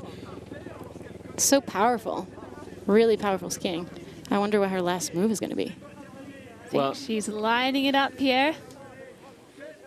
And taking a big chunk out of this one. Oh, the ski just getting caught up twice in the crust. That left foot kicking out. Astrid managing to pull it back and then having to pull it back again. Just showing the athleticism of these athletes. Now we do have, looks like... It's another pole missing, I believe. Oh, it's the revenge of the ski poles today. Yep, in the ski women's field, shaking that left hand. Yeah, a bit of a control issue there, but she managed that really well. I guess she did some squats as well. Actually, I share a coach, physical coach with Astrid, so she's put in the work for sure.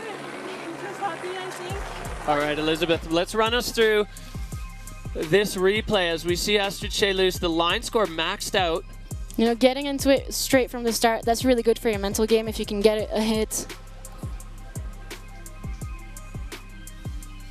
As we see those beautiful turns, and that perfect little transition. I love the way that turn transitioned into the air too. She bellied out the turn, built the pressure, and then straight off the cliff. And this is where maybe we'll see the pole take off a little bit of a different angle than we saw Hedvig go. Oh, the snow just grabbed it as it was grabbing her skis. Elizabeth, you said in your Forerunners report, right around that elevation, the snow changed, and it was quite a rapid change. Do you think that's what that was, just the getting into the crusty zone? I believe so, and also it's a really flat landing, and that doesn't help. But she's happy, she's smiling. Yeah, it looked like she had a little bit of a sore wrist there. Maybe the 4-point landing just taking its toll.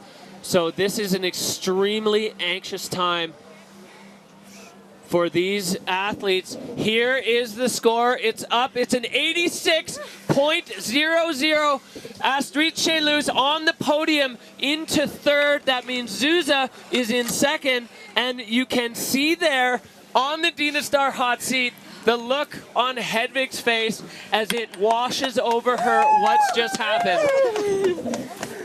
Incredible scenes here. We have our new Freeride World Tour champion, Hedvig Vessel. Well, the emotions are flowing down there in the finish and here in the booth. Hedvig Vessel locking down after a seriously long battle. She is going to be your brand new Freeride World Tour champion. Nicholas Lundgren there, the Peak Performance team manager, coming out for a hug as the job is done. And hugs from all the homies there. Hedvig, 3 years in a row, second. Took a year off to reset, to go filming, came back with this locked in her sights and delivered all season long. So we're going to take a look, Anna, at the overall, the rankings from the Yeti Xtreme Verbier of what happened today on this face. So incredible scenes. We've got the results from today. Hedvig Vessel locking down the win here with Zuzana Vitek overcoming that knee injury to pull in second place, and Astrid Seil with an incredible recovery from that tough landing in third position. Yeah, the local Sibylle Blanchon in fourth, and Manon Lowski with for sure the move of the day. Didn't quite go her way, but definitely a massive statement to skiers across the world. Here we go. This is our podium. These three women throwing down Astrid Seil with the bronze. Zuzana Vitek backing up her win here in January with a silver medal, and Hedvig Vessel with the gold. This is the first time she's won in Verbier. There's been a number of attempts and she's been on the podium, but not on this step. Astrid pulling the airbag. I love to see these athletes' emotions. I am so happy for Hedvig. She wanted it so badly. All right. Here we go. This is what it's done to the overall rankings. Your brand new world champion from Norway, Hedvig Vessel, sitting on 36,000 points with that win today. Astrid slides down to second from the fire bib, and Zuzana Vitek steps back up from fifth into third, so she is on the overall podium. Manon and Sabine Blangeon rounding out our top 5. Unfortunately, Lily Bradley not able to take the start in FWT finals with that knee injury, but is re-qualified for next season as well. The rest of the riders below that cut line from previous 2 finals, battling it out now on the challengers, and I can't wait to see where that ends up. But a storybook ending for Hedvig Vessel. She came back to do exactly this, and she was able to lock it down. The emotion free-flowing down there. Hedvig Vessel, your new world champ. We're going to be back right after this break with an interview with the world champ.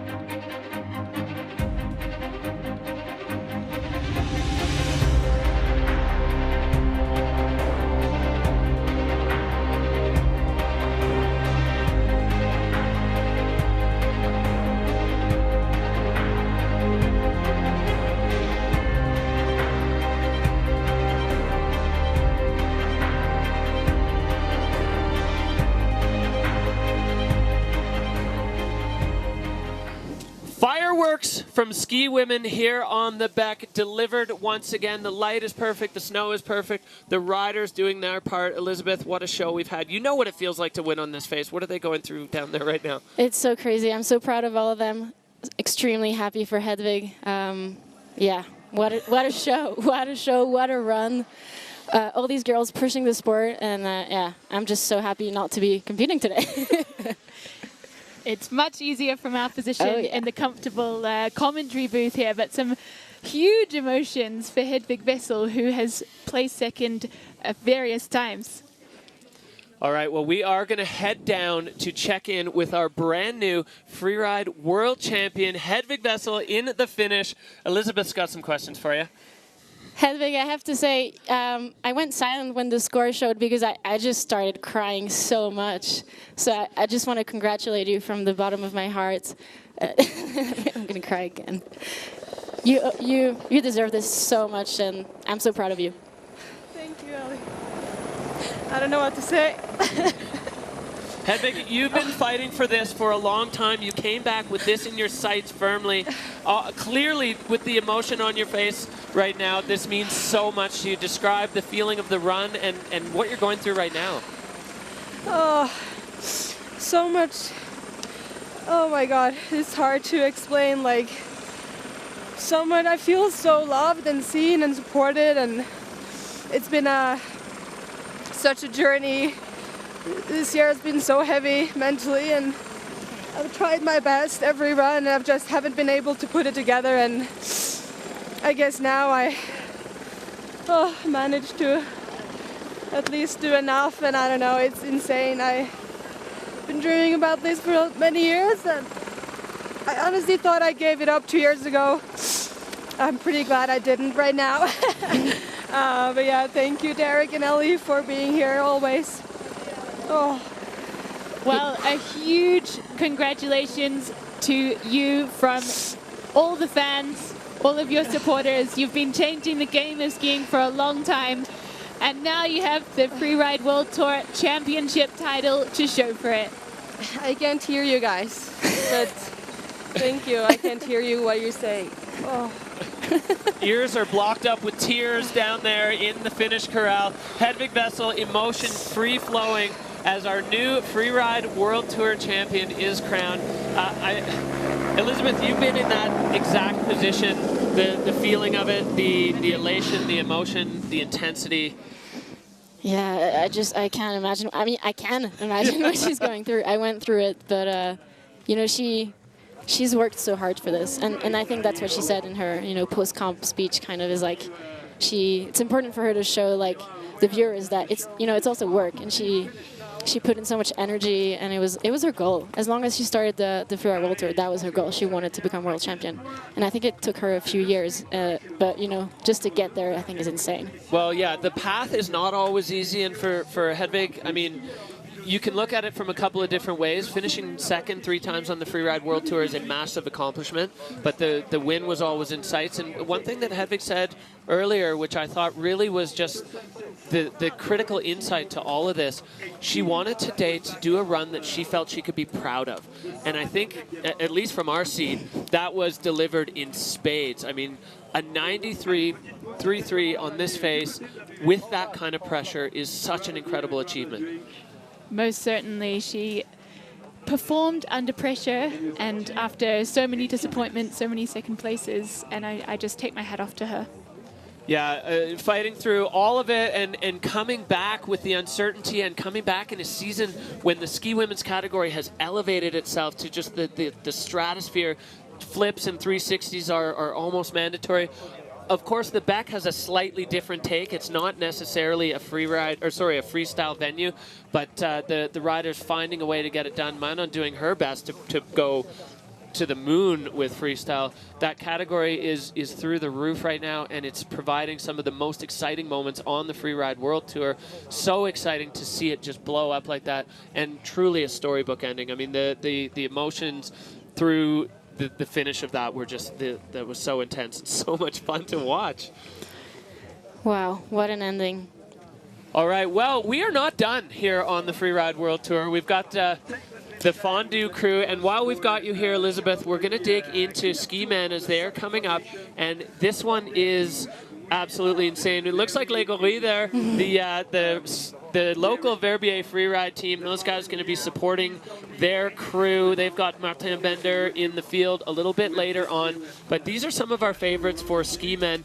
Elizabeth, give us your thoughts on Ski Men, the favorites and your favorites. I can't do that. Iceman, Troublemaker. I mean, these two guys just have been so impressive all season. A little bit of a different style. I think Marcus is more into like freestyle run, but also like super good technically. And Max just wants to go big and wants to do big tricks of big things and riding extremely fast.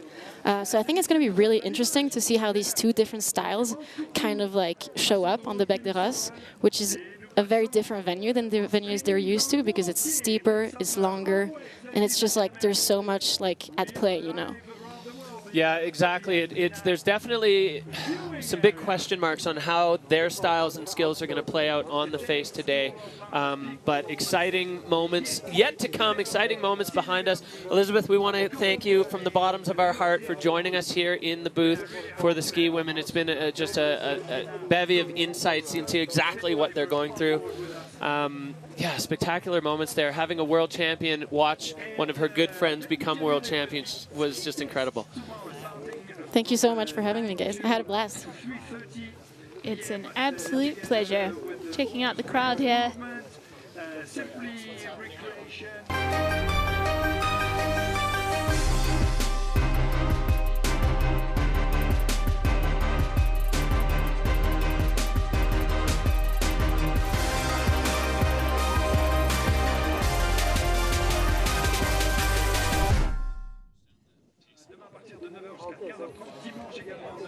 All right, we are back. Welcome back to the Freeride World Tour by Peak Performance. It is the Yeti Xtreme Verbier 2024. The crowd is building, the intensity is building. We finished on the Petit Bec. Our next stop is the Big Bec, the Bec des Ross. Riders starting from the top for the first time in a long time. The mixture of fear and excitement from the riders, absolutely palpable. There are some serious moves in play, some serious exposure, consequences. All of it is coming together here to deliver fireworks. We just saw the ski women and snowboard women throw down on the face.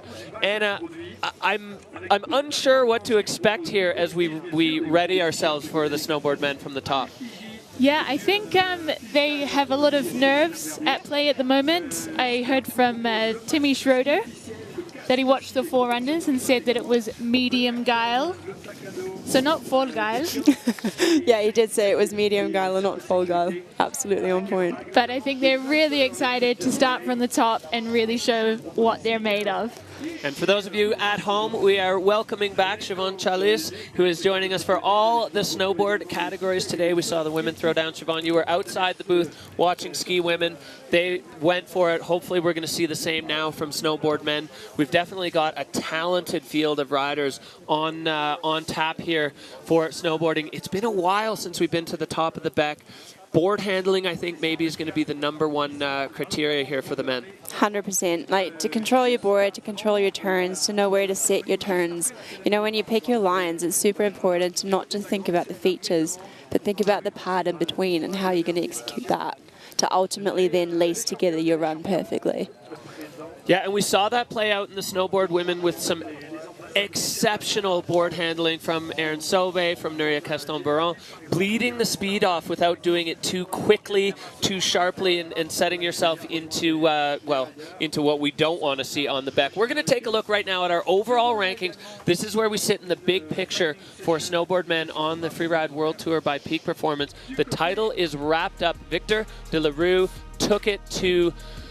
Well, he took it to the stratosphere. He took 4 of 4 wins on the Freeride World Tour this year, and the championship title is his already. So he's pressure-free for the overall. But 2, 3, and 4 are all extremely tight. Timmy Schroeder with a very slim lead in second place, the rookie there, and Liam Rivera and John Penfield all extremely close. It feels like whichever one of them comes in above, whichever other one of them is going to be the one standing on the second step of that overall podium. And Travis, baby. And Jordan and Olivia and Kenyon and King Goots. All right, well, catching up with some rabid freeride fans out there, we're going to take a little look here at what we saw in Fieberbrunn as we crowned a champion.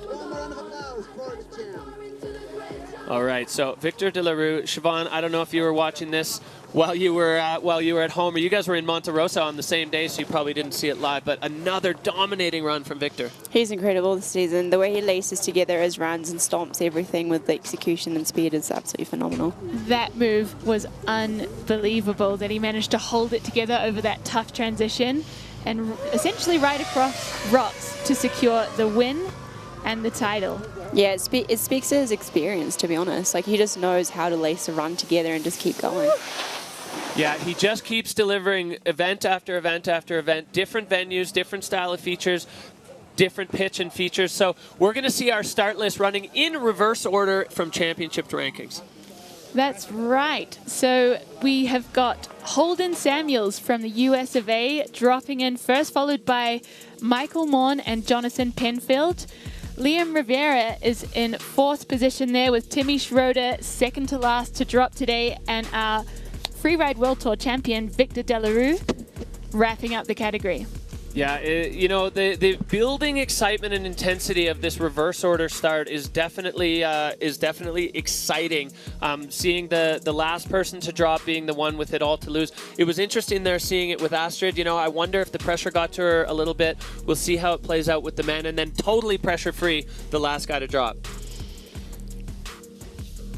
Yeah, like each and every one of them can take the win, to be honest. They all have it.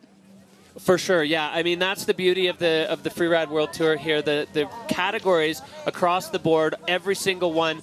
Now, here's what you thought. Peak Performance, FunBet fan favorites, 96% of the votes saying Victor de la Rue will land on the podium. Liam Rivera, the local boy, 68%. He's been on a bit of a rise this year. He had a tough start, and then 2 podiums in a row. And then John Penfield, he's got a win here from the Big Beck, so it's been, you know, he's a hard guy to vote against when the going gets steep and gnarly. John Powell definitely knows how to deliver. I think, along with Victor, probably the most comfortable in terrain like this. Yeah, and also the experience. He started in competition from the top of the Bec de Ross a couple of times, and he's got experience on the lookers left of the venue and also in the central couloir. So he knows where he's going. Yeah, that's very true. Jonathan is like one of the most underrated snowboarders in the world, I reckon. Yeah, we rate him very highly here in the commentary booth. You can see these young kids out here to watch the spectacle. We saw earlier on in the season a fantastic photo of Marton Bender in a much earlier edition of the Xtreme Verbier watching as a little Grom, and he is here now. Liam Rivera the same. These kids that grew up in Verbier, this is a huge part of their life experience, you know, coming out as fans and getting to be in the show that they watch for so long. It's such an impressive thing. I got a chance to talk to Astrid about it. She said she watched as a Grom and then got, you know, getting to be in it. It means so much to them, Anna. I mean, it's your dream, right? It's something you've been working towards, building up through the junior tour, maybe a hot minute on the Freeride World Qualifiers, and finally you make it here to the big stage and manage to hold it together to make it to the finals here in Verbier.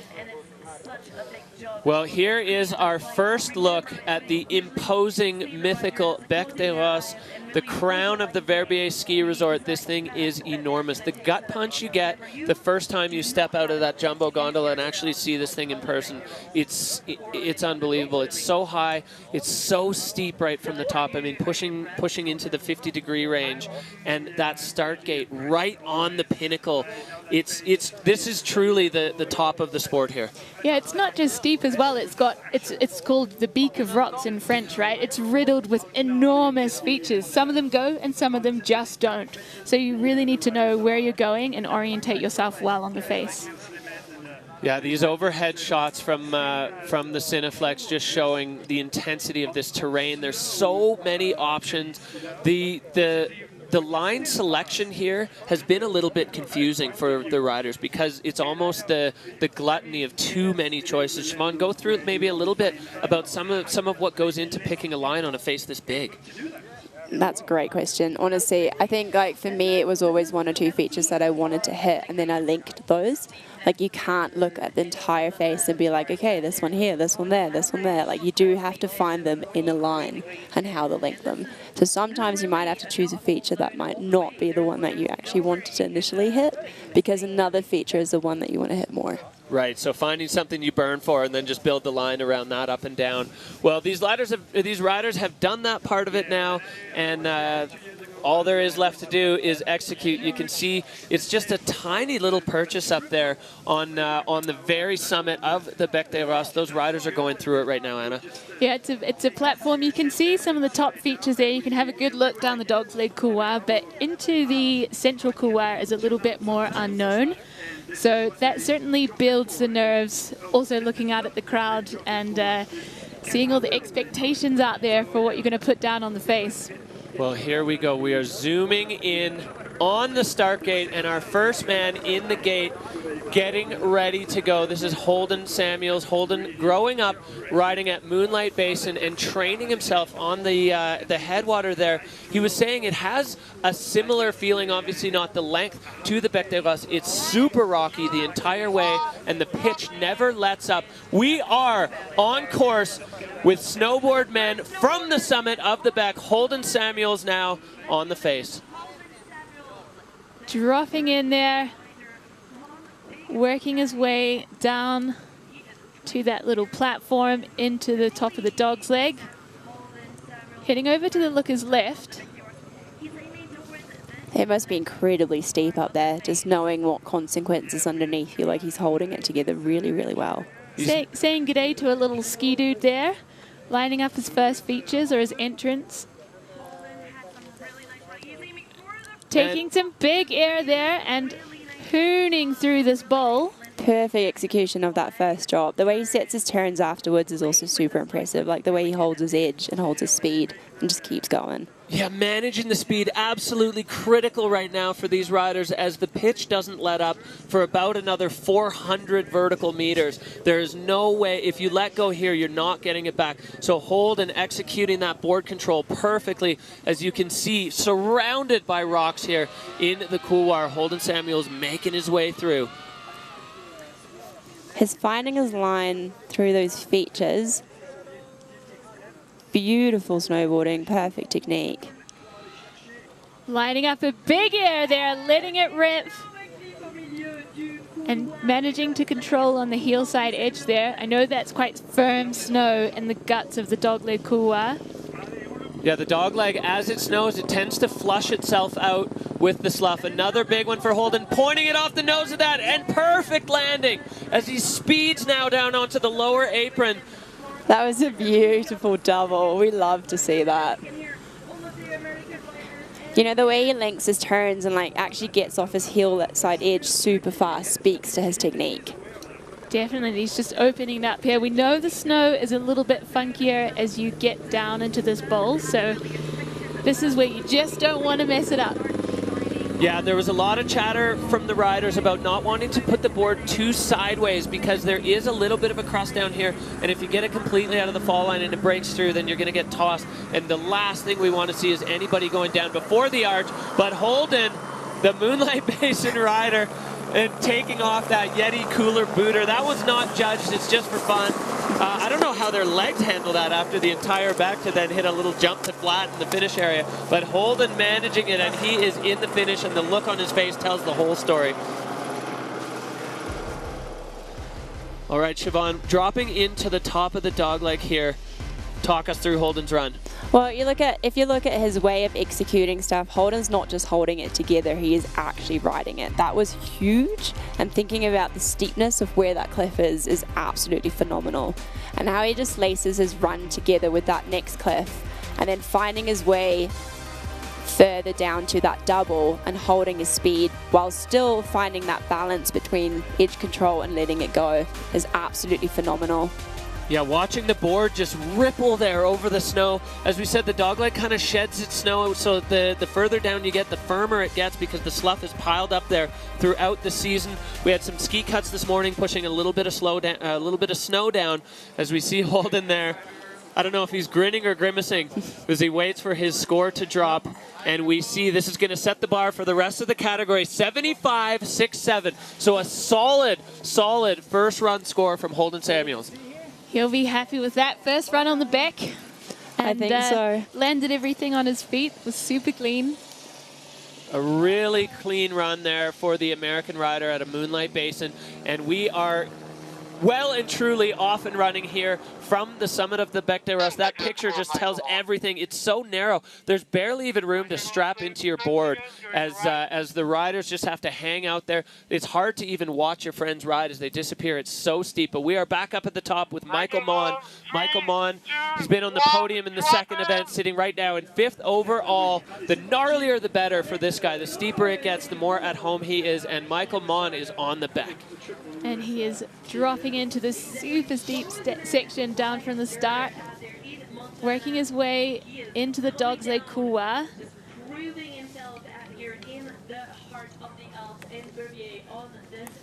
Finding his way to his first feature. You know, Michael's like, he's an incredibly strong snowboarder, and it speaks to like his childhood as a half-pipe snowboarder, and the way he has edge control is out of the gate. Getting into the Gnar. Yeah, no other way out but to air as he makes now his entrance into the central couloir. Riding super fast, super fluid. White rooming himself, some face shots, that's what we want to see. The fact that on a toe side turn, his hands are touching the face while he makes that turn gives you an indication at home of how steep this is. As Michael Manon now approaching the Hollywood cliff. And good landing there, managing to control his speed. Nailing it. All right, well, Michael Manon now below the Hollywood, exiting the central. There's still plenty of features stacked up below him, popping off that one, picking up speed, just trying to handle the speed as he comes out towards the lower apron. But there's still, it's a maze of rocks up here for the riders to be able to find their way through. He's carrying a lot of speed now out onto the apron as he is probably looking at this snow, just trying to see how funky he's putting the wings out there, carrying the speed through to the finish. Yeah, building up some tail pressure to hold on to that choppy snow at the bottom. What a beautiful run. Yeah, stoked to see it. He's been a real student of the sport, tuning in with Raina Baccarat to get tips on the best way to get into that central couloir, and he's certainly found his way. That's very true. see the stroke. What a dream come true. Aaron Sauvé there, the new world champion. These two riders, you know, the two stars and stripes on the shoulder. Siobhan, the top of this run so steep and exposed, and Michael Manon just handling it. Incredible. Like you said, like if you as a snowboarder stand sideways in there and you have to actually hold on, you can definitely see how freaking steep it is. Yeah, so he's taken this Lucas left entrance into the central couloir so that he can ride in on his toe side edge. Then he can open it up, made some super nice turns above the Hollywood. Executing that perfectly. A little bit backseat, but not anywhere near that how bad it could be. Yeah, for sure. Well done there for Michael, laying the tail into the landing to keep himself upright. And then he controlled the speed right away. Another testament to his board handling skills, that he just is, he's so honed in that kind of terrain. He said this is by far the biggest face he's ever been on. How are you, Deanna? Good. All right, some words there from Michael. An 85! yes. 3-3, a big score there for Michael Manon, and a bit of a reserved reaction there. Cool. All right. Yeah, let's go. He's always like that, though. He's such a low-key, super lovely, genuine person, and I'm sure inside he is absolutely frothing.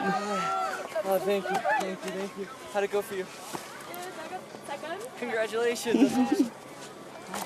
Yeah, just such a genuinely nice guy too. Michael Manon, always the quickest ones with a kind word. As he settles into the Dynastar hot seat there, we're into it now with the snowboard man. First time in the hot seat this year. Loving it there, Michael Manon with a solid score from our judges. As we head back on up to the top, another very dangerous man on this face, Jonathan Penfield. Tahoe rider, but making his home in Squamish and riding out of Whistler Blackcomb. He has won on the Beck before in 2019. He knows how to get it done here. John Powell, this is his home. I cannot wait to see what he brings to the Beck. So he is dropping into the steep section on the Lucas left, right into the Dog's Leg couloir.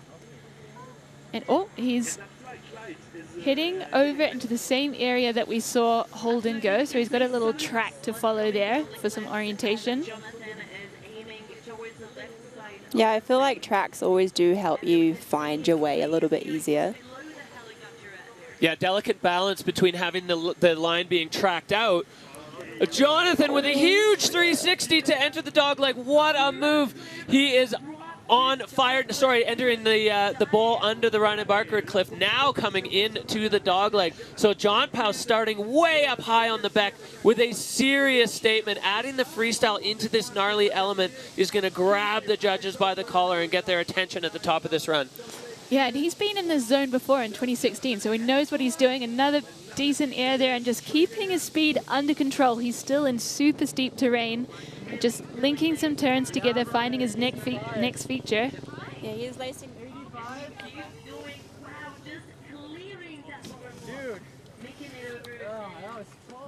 Well, John Powell now on the heel side and going way over into an area that we haven't seen much action, airing over that rock section and stomping clean again. So John Powell linking up a huge number of big features on the Bec des Roses. And even that small area, you look at what he's doing it above. You cannot overstate. Another big one from John.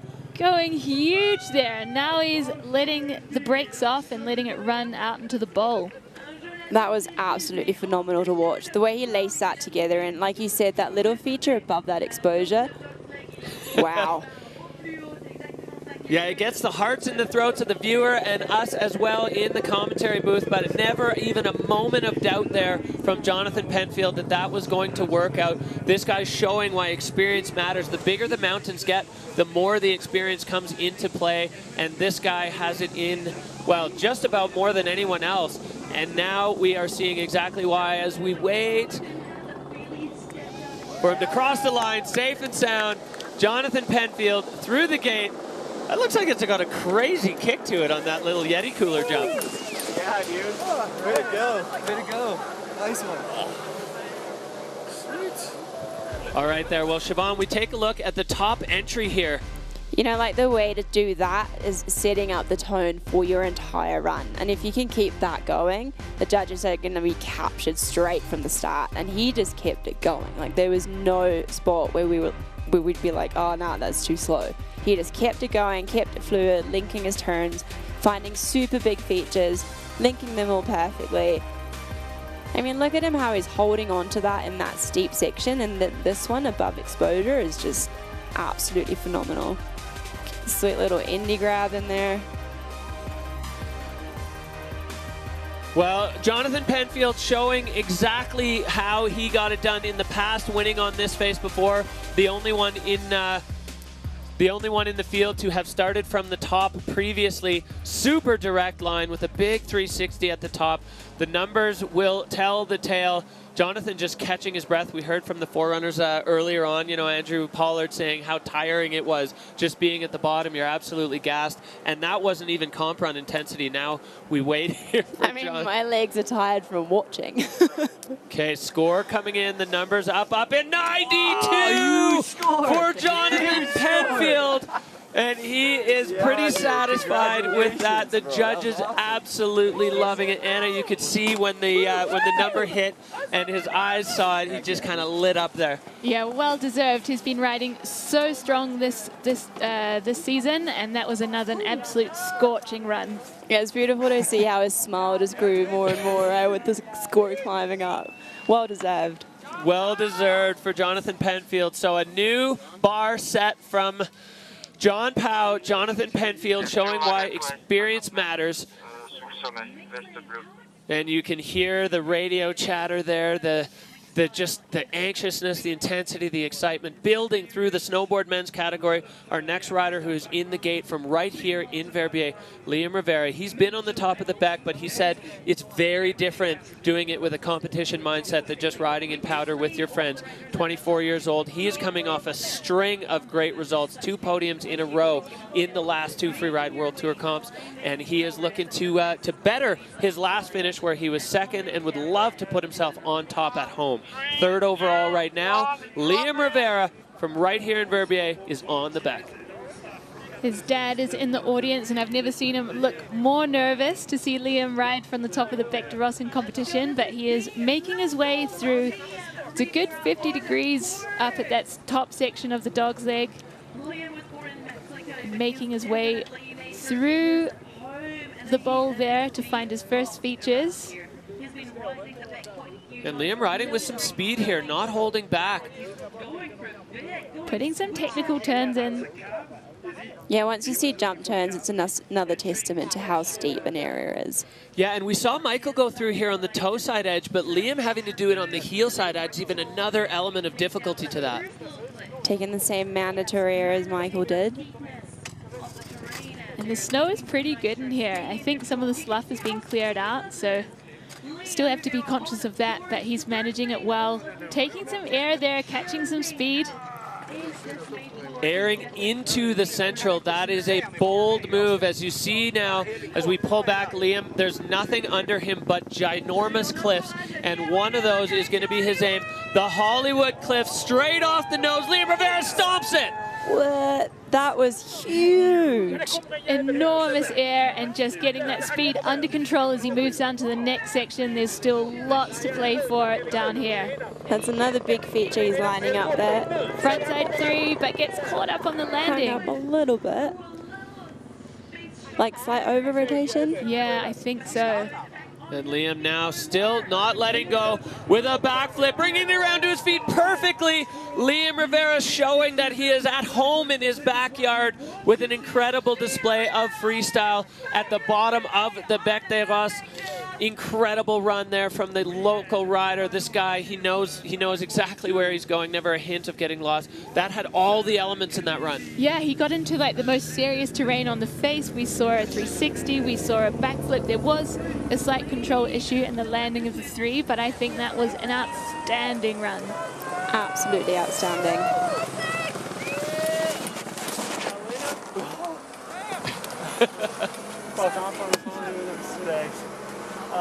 Sucks the front 3.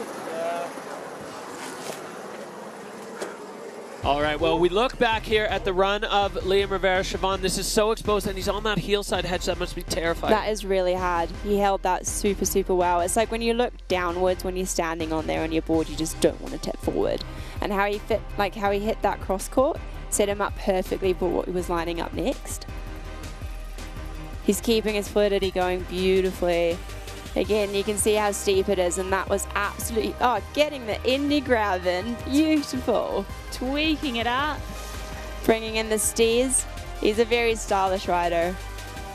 Here we see that mistake on the front three. The board just bouncing out from under him. A little bit of continued rotation as he landed, and you could see his hands go up as he kind of recognized exactly that little bit of a mistake. And with the perfection of John Penfield's run, the judges, they got to get to work. Liam had definitely some added elements, but John had his freestyle up high in the run, so it's going to be a tricky one for the judges to score, but I think perfection is going to be what it takes today to win on the back. Absolutely. Perfection is what you do want to see at the end of the day, and except for his little control issue, the rest of the run was absolutely stunning. I don't see anything.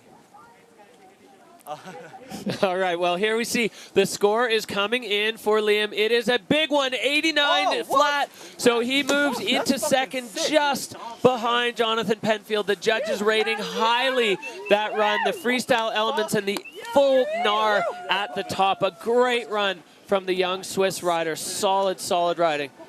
Absolutely solid. And you know the butt check that he did have after the three was minimal and it didn't dock his fluidity, which is why his score is still super high. All right, we're going to check in with the next man in the gate, Timmy Schroeder.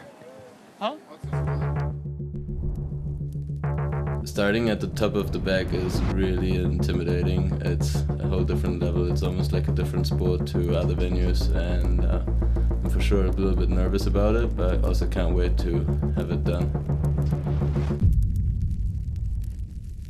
Little nervous, but can't wait to have it done. And we've seen that run after run after run from the riders in the finish area, the combination of stoke but relief as well to be done with this. Tim Schroeder, another rider in this three-man battle for second overall. Of course, Victor de la Rue has the title wrapped up. John Penfield had his say. Liam Rivera very close behind, and this is the only man now who can change things. Timmy Schroeder, he's another rookie who has just been slaying this year on the tour. I love that. I love that kind of mindset that he's got coming into this. He's been a mighty good time on the World Tour. He saw the snow and he said it was medium guile, but I think we can expect a full guile run from Timmy Schroeder on the back. He is dropping in to the looker's right, taking some air as he works his way down the ridge there. Yeah, you can't overstate the exposure of where Timmy Schroeder is right now, making his way through this little notch to enter above the Xavier de la Rue cliff. This is unbelievably exposed and steep. Definitely, but he's moving through with a lot of speed. And again, like you said before, with the heel side holding the control, and he did tell me before his run that he has the biggest balls of the game. So there we go. He's lining up his first cliff. Great landing, turning it into a double, and he's absolutely hissing out of this area. Disappeared into the POW cloud, but I think he was on his feet through that entire thing. It sprayed up because he was pushing the snow with the heel side of his board, and another big, so Timmy Schroeder really building some intensity on this run. Going full big mountain here in the heart of the Gnar. Taking some more air time there, getting the grab in, tweaking it out. He's not done yet. He's lining up another big feature at the bottom there. Oh, Timmy going just over a quick punch front and then into that next section. Hopefully he can get control back. He's back up on his board, just pinballing his way through the lower section. That's got to rattle you. Just free falling through some serious exposure, but he's out into the bowl now on his feet, giving us a wave. Yeah, he held on really well to actually staying like kind of on his feet coming through that and not letting go. It speaks to his strength and to how it like hold on to pressure situations like that. Well, and just the way that each bounce ate up meters and meters of vertical really shows how steep that is. It's not like you can just stop. It just, the ground keeps falling away and falling away. And when you don't have your board locked in with an edge on the snow, you just keep on bouncing. So happy to see Timmy Schroeder on his feet after that pretty scary moment there on the Bec des Roses. These riders, you know, we get excited about the competition of this, but the consequence on this face is real. And happy to see Timmy Schroeder on his feet at the bottom. Looks like the lens out of his goggles. Gone.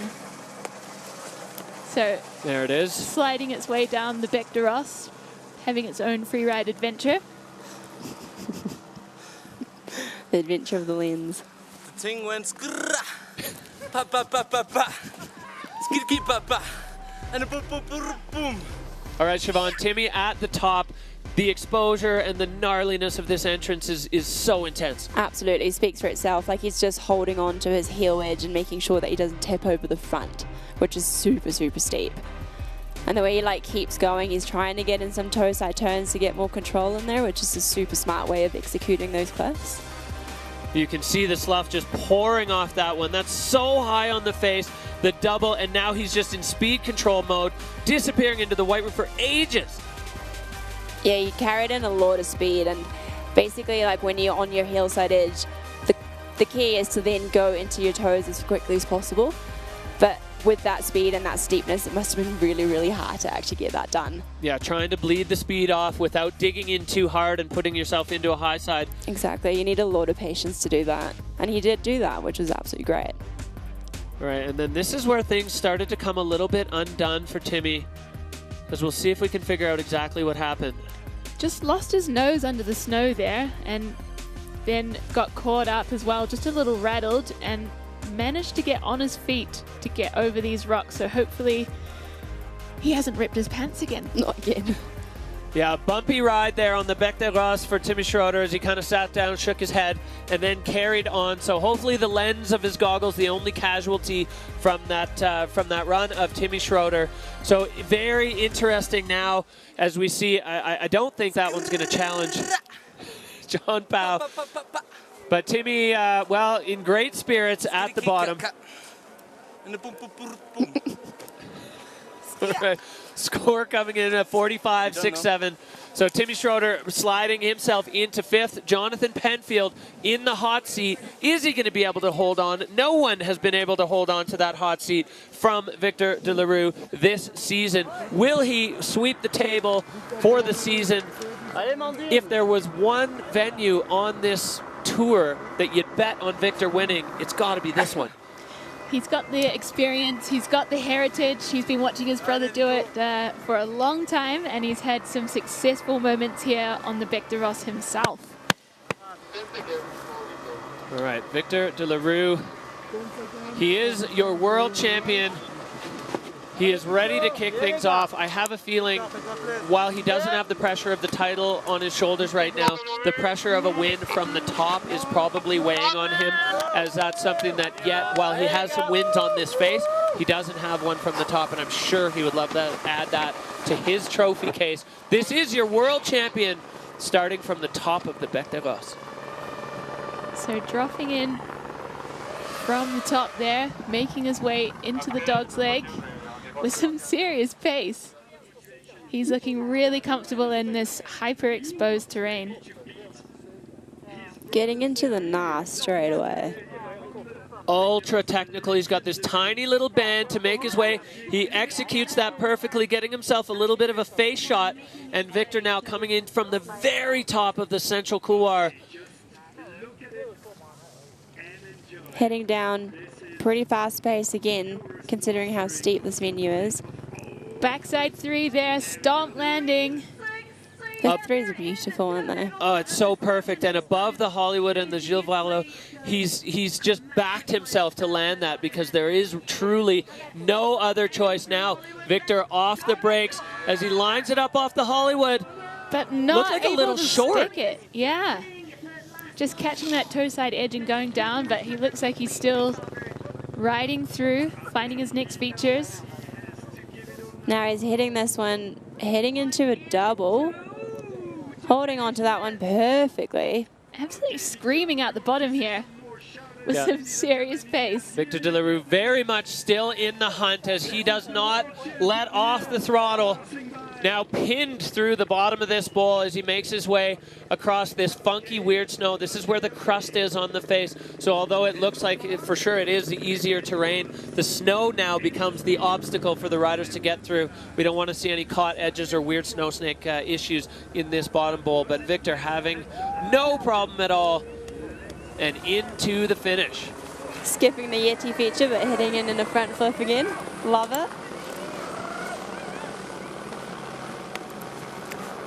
All right, Victor De La Rue unstrapping as we go back up to the top to this unbelievably technical entrance, Siobhan. Yeah, that is absolutely billy goating his way through the top section. And that is over so much exposure as well, heading into that super well, holding on to it. And you can see the judges bar line score maxing a little bit lower on control as he did have a bit of an issue off the Hollywood. Back three above that exposure. Yeah, that's something that we sometimes forget watching this, I think, is like over that exposure to do that three is absolutely massive. Heading into the Hollywood, getting a little bit short and landing on rocks, actually. Yeah, you were dead right, guys. He didn't have enough gas on that one. Yeah, I'd say a bit of an uncharacteristic speed mistake from Victor De La Rue. You don't see him going too slow very often on the Freeride World Tour, or ever. But Victor De La Rue with a serious issue in that run, landing on the rocks. Again, like he did in Fieberbrunn, though, managing to just ride it out, kind of tail pressing through. But this line, so direct, right off the summit of the Bec de Rosse. So the judges now have it in their hands what to do with our world champion on the Bec. But you can't take the title away. He is the season-long champion, world champion freeride once again. But Jonathan Penfield now, some anxious moments. Yeah, he must be buzzing in that hot seat. Judd is working hard. Yeah, weighing up all of the things that Victor did against the things that Jonathan did, and as well against the criteria. You know, these moments where the judges are deliberating, Siobhan, how much is discussion and how much is just making sure to take the time to get it right? Well, first of all, it goes like the first impression is the one that we go of, and that if we're all in the same boat, then there's not much discussion. But sometimes we do have to take the time to reiterate and really watch through the run and see how severe the control issues were, and then adding up the entire overall impressions with all the features and how they're lined up. Well, he's still got a big smile on his face. Here we go. This is the deciding factor. It's an 84.67 for Victor De La Rue. That puts him into fourth, so just off the podium.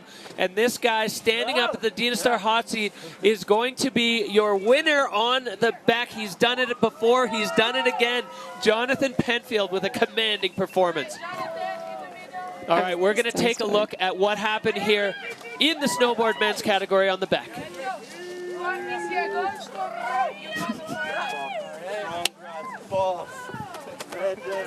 So Jonathan Penfield showing that experience counts, taking the big W there with the local boy Liam Rivera backing it up in second position. Michael Morn in third with Victor De La Rue in fourth, Holden Samuels fifth, and Timmy Schroeder in sixth position. A huge result there for Liam Rivera on home soil, the backyard, proving that he knows what he's doing. And this is going to be our podium. The bronze medal to Michael Mon, Liam Rivera from right here in Verbier with second, and Jonathan Penfield with a huge win, a 92-point run on the Bec. Siobhan, you mentioned it, you know, he's a little bit underrated. He certainly shouldn't be, as we see what this has done to our overall rankings in the Freeride World Tour by Peak Performance Snowboard men's category. We're going to see the overall ranking shortly. Victor De La Rue not able to be pushed off the top of the heap. Anxious moments. Here we go. Victor De La Rue is your world champion. Jonathan Penfield jumping up into that second spot, and Liam Rivera rounding out the overall podium. What a huge thing. This young guy, it's only his second year on the tour, to be in the top three. That's a massive, massive feather in the cap for Liam. Absolutely a huge achievement for him. And I saw him coming through the challengers, and back then we already knew like he has everything to get there, and I'm so stoked to see him put it down. All right, well, we are going to make our way down into the finish area. The crowd absolutely heaving here in Verbier. Jonathan Penfield locking down the win off the summit of the Bec. Give us a little bit of insight into that line, the perfection, basically, from top to bottom, and how you're feeling right now. Thanks, Derek. Yeah, super stoked to land that run. Everything was a bit bigger than I thought going into it, so I toned it back a smidge. And, yeah, just psyched to have good stomping snow and to be able to ride a clean one top to bottom. Right on. Well, if that's you toning it back, I'm blown away. That was an incredible run, and we're absolutely delighted for you. Let's check out the top section of your run. Yeah, John, how much do you think the experience you have in terrain like this came into play with the riding? You looked, and I don't know if it felt like this, but you looked very comfortable up in the really steep part at the top. Yeah, I think in the steep stuff, once you've had a few runs in it and you can realize that you can lean forward a bunch and really just lean into the run, then you can have control and you can really feel like you're almost on a different plane on something that steep. As long as the snow's good, it's super fun to ride. Nice. Well, that was extremely tidy, and we're thrilled to see you put down a solid run and take the big W here today. Yeah, big congratulations, John Penfield, for your win. Another win here on the Bec des Rois. So congratulations for the victory and that run. Great. Thank you, guys. All right. Well, Jonathan Penfield locking it in. Siobhan, we want to thank you for joining us in the booth today, getting the insider's perspective on all the snowboard categories. It's been incredible. Thanks for joining us. We are going to be right back, the Yeti Xtreme Verbier with Ski Men.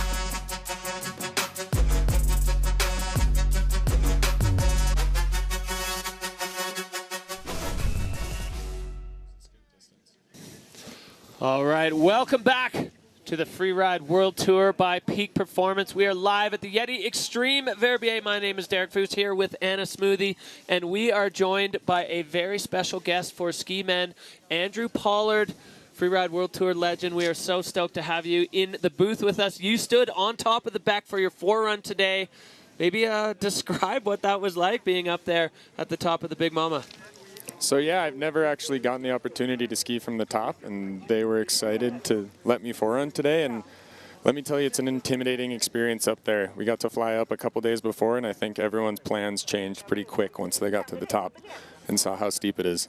Yeah, that was an interesting decision from the Freeride World Tour organizers. Maybe talk a little bit about what went into that and then what it actually resulted in. Yeah, so basically no one started from the top since I've been on tour in the ski men category, so we got a pretty fresh crop here. I don't even think Turdell has skied from the top, if I'm correct. So it's a fresh crop on a big, big ocean of rock and snow, so we're excited to see what they do. The light is definitely not super in our favor right now, so hoping that they can still get enough definition to put on a good show. Yeah, so we have a look here at your forerun. Maybe you can just talk us through what it was feeling like and what you were doing, where you were going, and what you were trying to achieve on this forerun.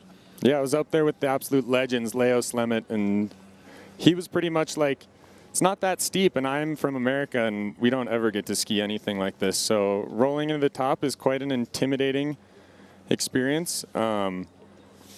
Kind of rolled around there. You can see me in the left of the frame, but that entrance is pretty darn intimidating. You do not want to fall there at all. It hasn't been skied much. They keep it fresh before the event, so there's a lot of fresh snow there that can add to the slough dynamic of everything, which is really new for us on the tour. We've been skiing a lot of small venues the last couple of years, so I actually chilled and stopped here to let my slough go for a little bit. Not a spot where you want to have any snow moving. Yeah, you can see there you kind of paused and let the slough go down. And if you look in the bottom right-hand side of the screen, you can see it just screaming over all of those cliffs. How much of a factor do you think that's going to be for the riders when they get on the face after the snowboard men? You think it'll be a bit cleared out, or it's still going to be very much in play? I think it'll be a bit cleared out, but I also think that it's such a steep face that if you go anywhere fresh, you're always going to kick a little bit of snow off. It's literally a giant mountain of boulders. But yeah, I got to open up the Hollywood, which was pretty special experience for me. I've never gotten to hit that air, so. And you did it beautifully. How easy was it to orientate yourself on the face? It's actually not the worst. There's no blind rollovers on it, which is kind of the only way that this venue works, in my opinion. If it was a bunch of blind rollovers, it'd be way too dangerous to compete on. But the big thing about it is every time that you hit an air on the beck, it almost gets flatter with each transition of rock that you come down. So yeah, down here at the bottom, it's actually not anything like the top. After you ski the top, it feels pretty flat down there. Yeah, the venue bending from the steepest at the top and then gradually mellowing out. And, you know, we could kind of see it in the body language from the snowboard men. The ramp up of intensity as it bends and gets a little bit less steep. And I remember hearing Raina Barkred talking about that a little bit. It's not that it isn't steep, it just isn't as steep as it was at the top. So talking about line selection here, a bunch of the riders getting a chance to look over the top for the first time. You were up there with them. Were some lines changed along the way? Yeah, I think a lot of the people wanted to go more this looker's right side over the central and the Hollywood side of the face. And if you go up to the top there, it's one of the steepest things that I've ever gotten a chance to look down. And so it's really, really cool to watch everyone kind of go up there. And a lot of the boys went from being like, yeah, I'm going to go in the dog leg, I think. But I think that's a good call because as the sport changes, they do want to see tricks. And I think there's a lot more potential to do that over there. It's going to be interesting to see who's able to combine both those skills and do the tricks in the straight-up Nar. I'm sure it's going to happen today. Yeah, that said, we've just seen Victor Delarue throw a big 360 above the Hollywood and Gilles Voirol cliff. So I think we're going to see it as well. I'm looking forward to it and hope everyone's got it dialed in to get down safely. All right, so as we see the crowd absolutely heaving here in Verbier, there's so many great opportunities to set yourself up on the edge of a cliff and watch the competition. We are live at the Yeti Xtreme Verbier. It's 2024, the culmination of the Freeride World Tour season here. As you can see, our little perch coming into sight from the heli. Exciting moments here as we're just ramping up towards ski men. That helicopter, the Cineflex camera on the front of it.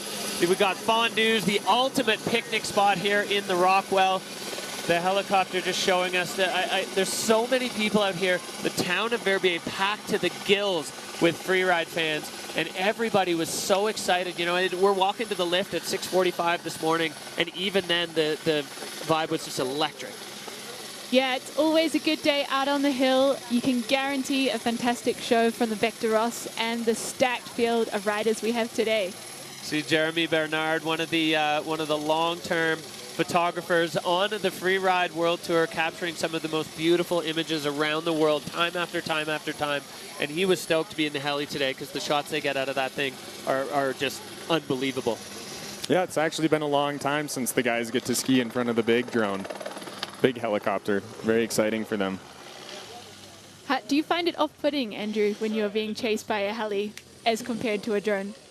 The drone is definitely a little bit less intimidating than the helicopter. I can imagine. Can we announce that? Lots of different elements to play with.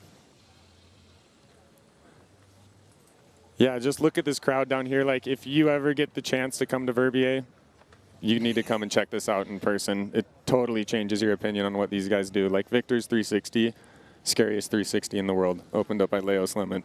All right, well, you can see here we're dealing with a bit of flat light right now, and we want the riders to be able to see what they're doing. So we're just getting word from our communications team that we are going to go on a brief hold until 12:30 before we start dropping ski men. We want the light to be a little bit better for the riders to do their full dream lines. You can see the mountains of Chamonix behind the backdrop of this competition venue, second to none on the Freeride World Tour. Spectacular in every single direction. I can only imagine what it felt like to stand on the summit this morning.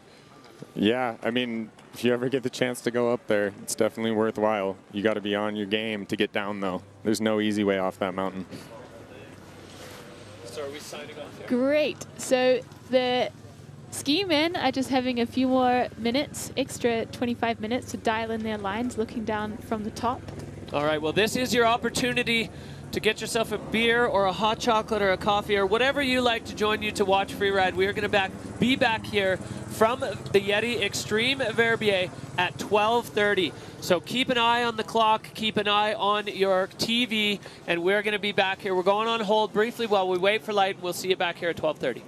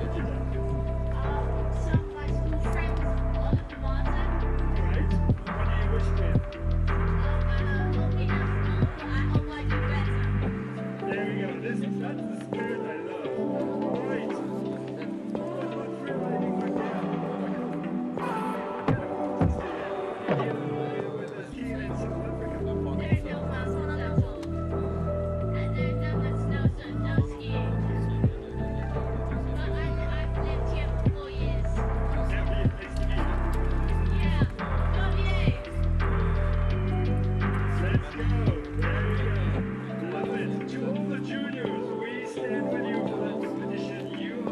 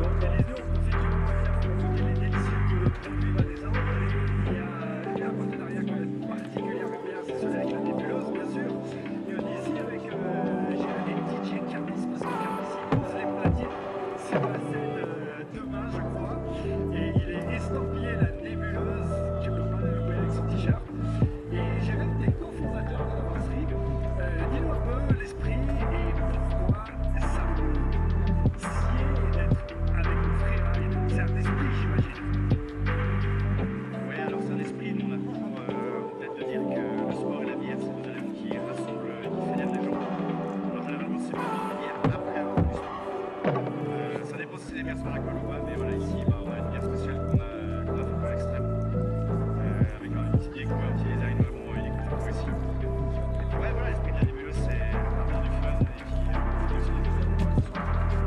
Des DJ, des collègues DJ, c'est sérieux, les fois on fait pas des trucs tout sérieux, mais voilà, ça fait du plaisir. Et ce qu'on retrouve cet été, limite, 2018, exactement, on sera aussi là cet été, donc on va aussi tester des vélos et après boire des bières, évidemment, par la place. Et voilà, c'est la livraison sur les 2 événements.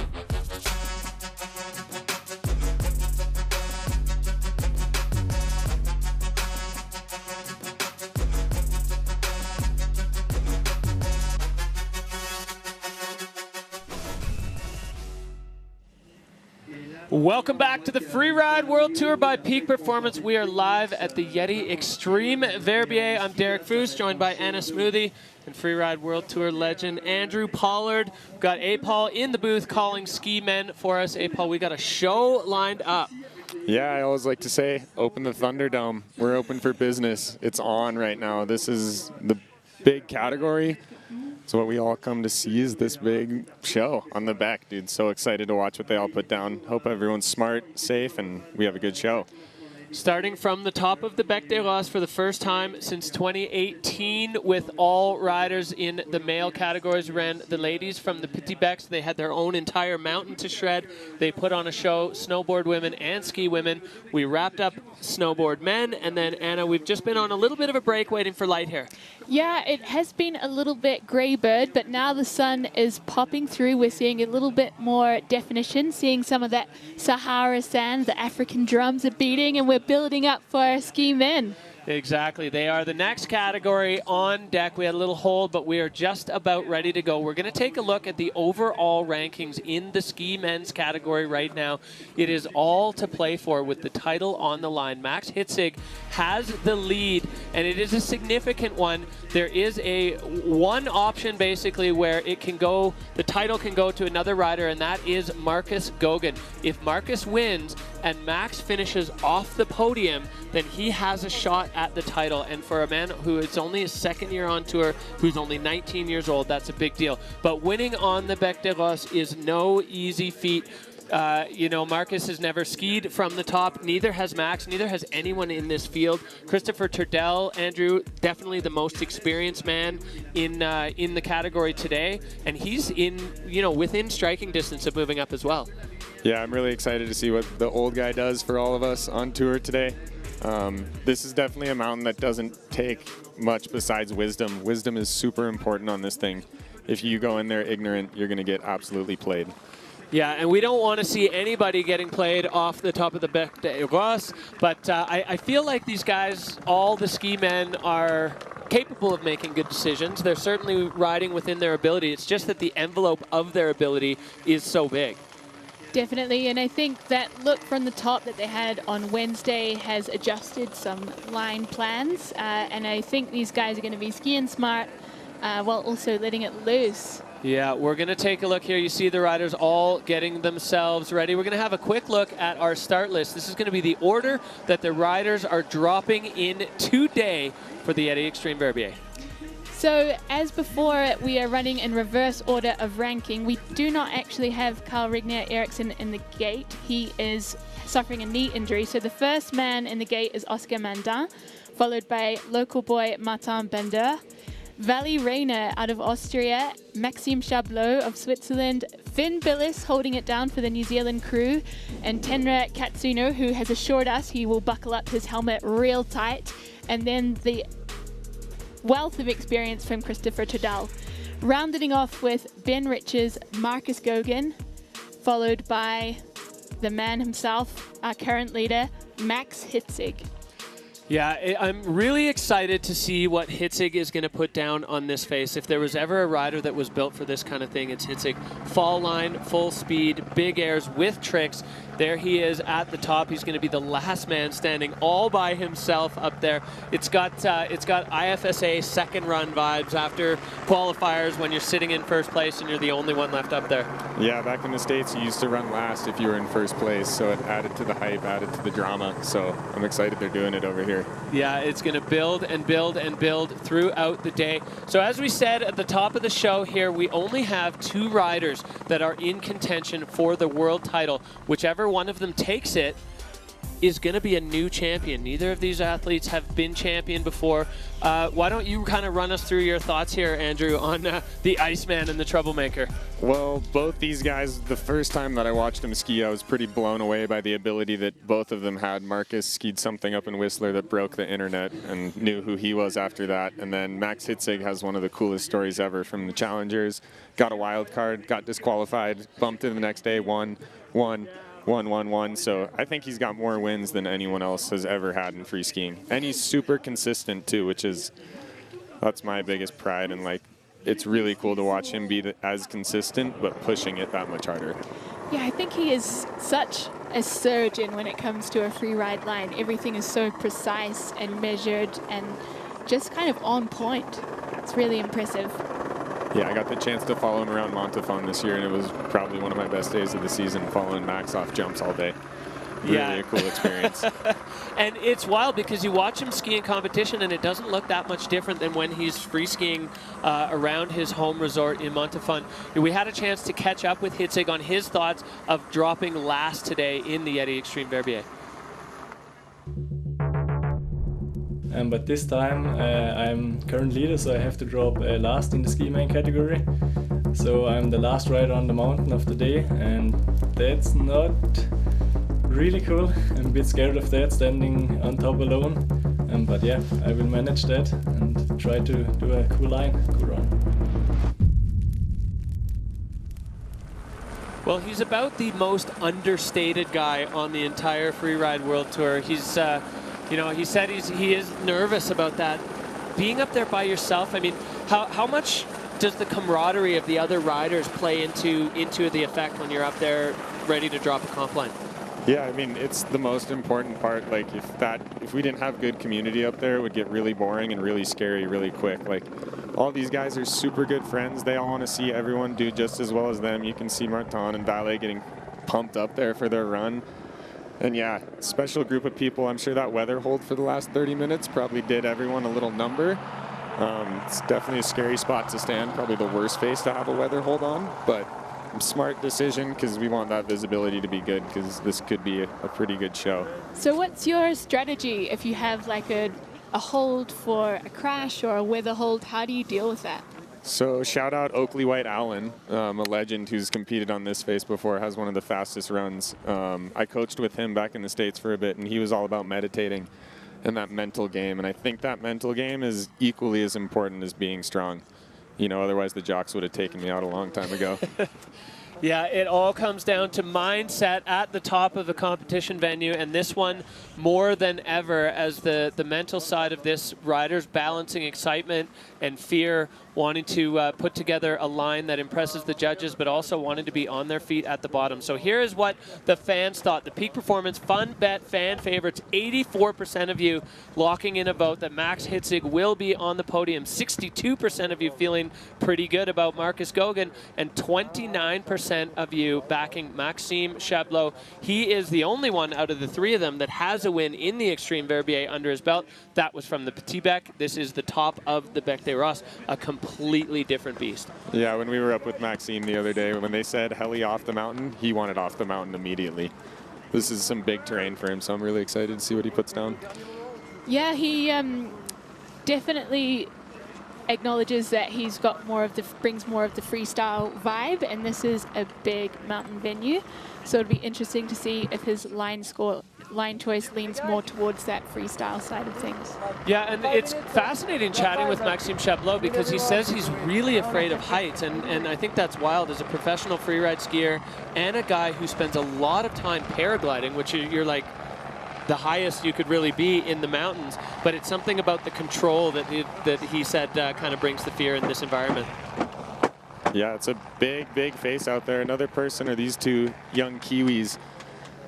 There's not that many mountains like this down in New Zealand that get this good of snow on it, so excited to see what the Style Masters bring. Absolutely, yeah. Ben Richards coming fresh off a win in Fieberbrunn with that high speed, high intensity, high octane run, and his very first win on the Freeride World Tour. I asked him if he was feeling confident coming off that win, and he was like, well, yeah, it was great to win, but this is so different from that confidence isn't exactly the emotion that he's feeling in the moment in the start gate on the Bec des Rosses, but all of these riders very well capable. It's an interesting dynamic that we've got in the ski men. It's been a big turnover over the last 2 years. You know, you talked about Christopher holding it down for the more experienced riders, and I'll be curious to see how that experience plays out on this face. We saw snowboard men with Jonathan Penfield, the most experienced rider in the field, dominating. I mean, he really put down such a strong performance, and I'll be curious to see what are your thoughts on that? You think Turdell's got this one?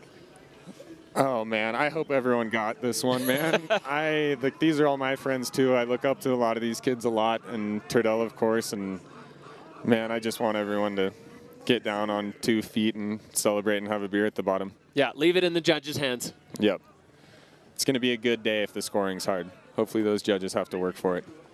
Yeah, you can see our Alpina spectator zone just heaving down there. The locals coming out in droves to watch the Yeti Xtreme Verbier all over the cliff sides. Andrew, you said your dad was posted up with Dion Newport and the local crew fonduing on the slope side? Yeah, they're fonduing. It's my dad's first time here. Got to watch me forerun.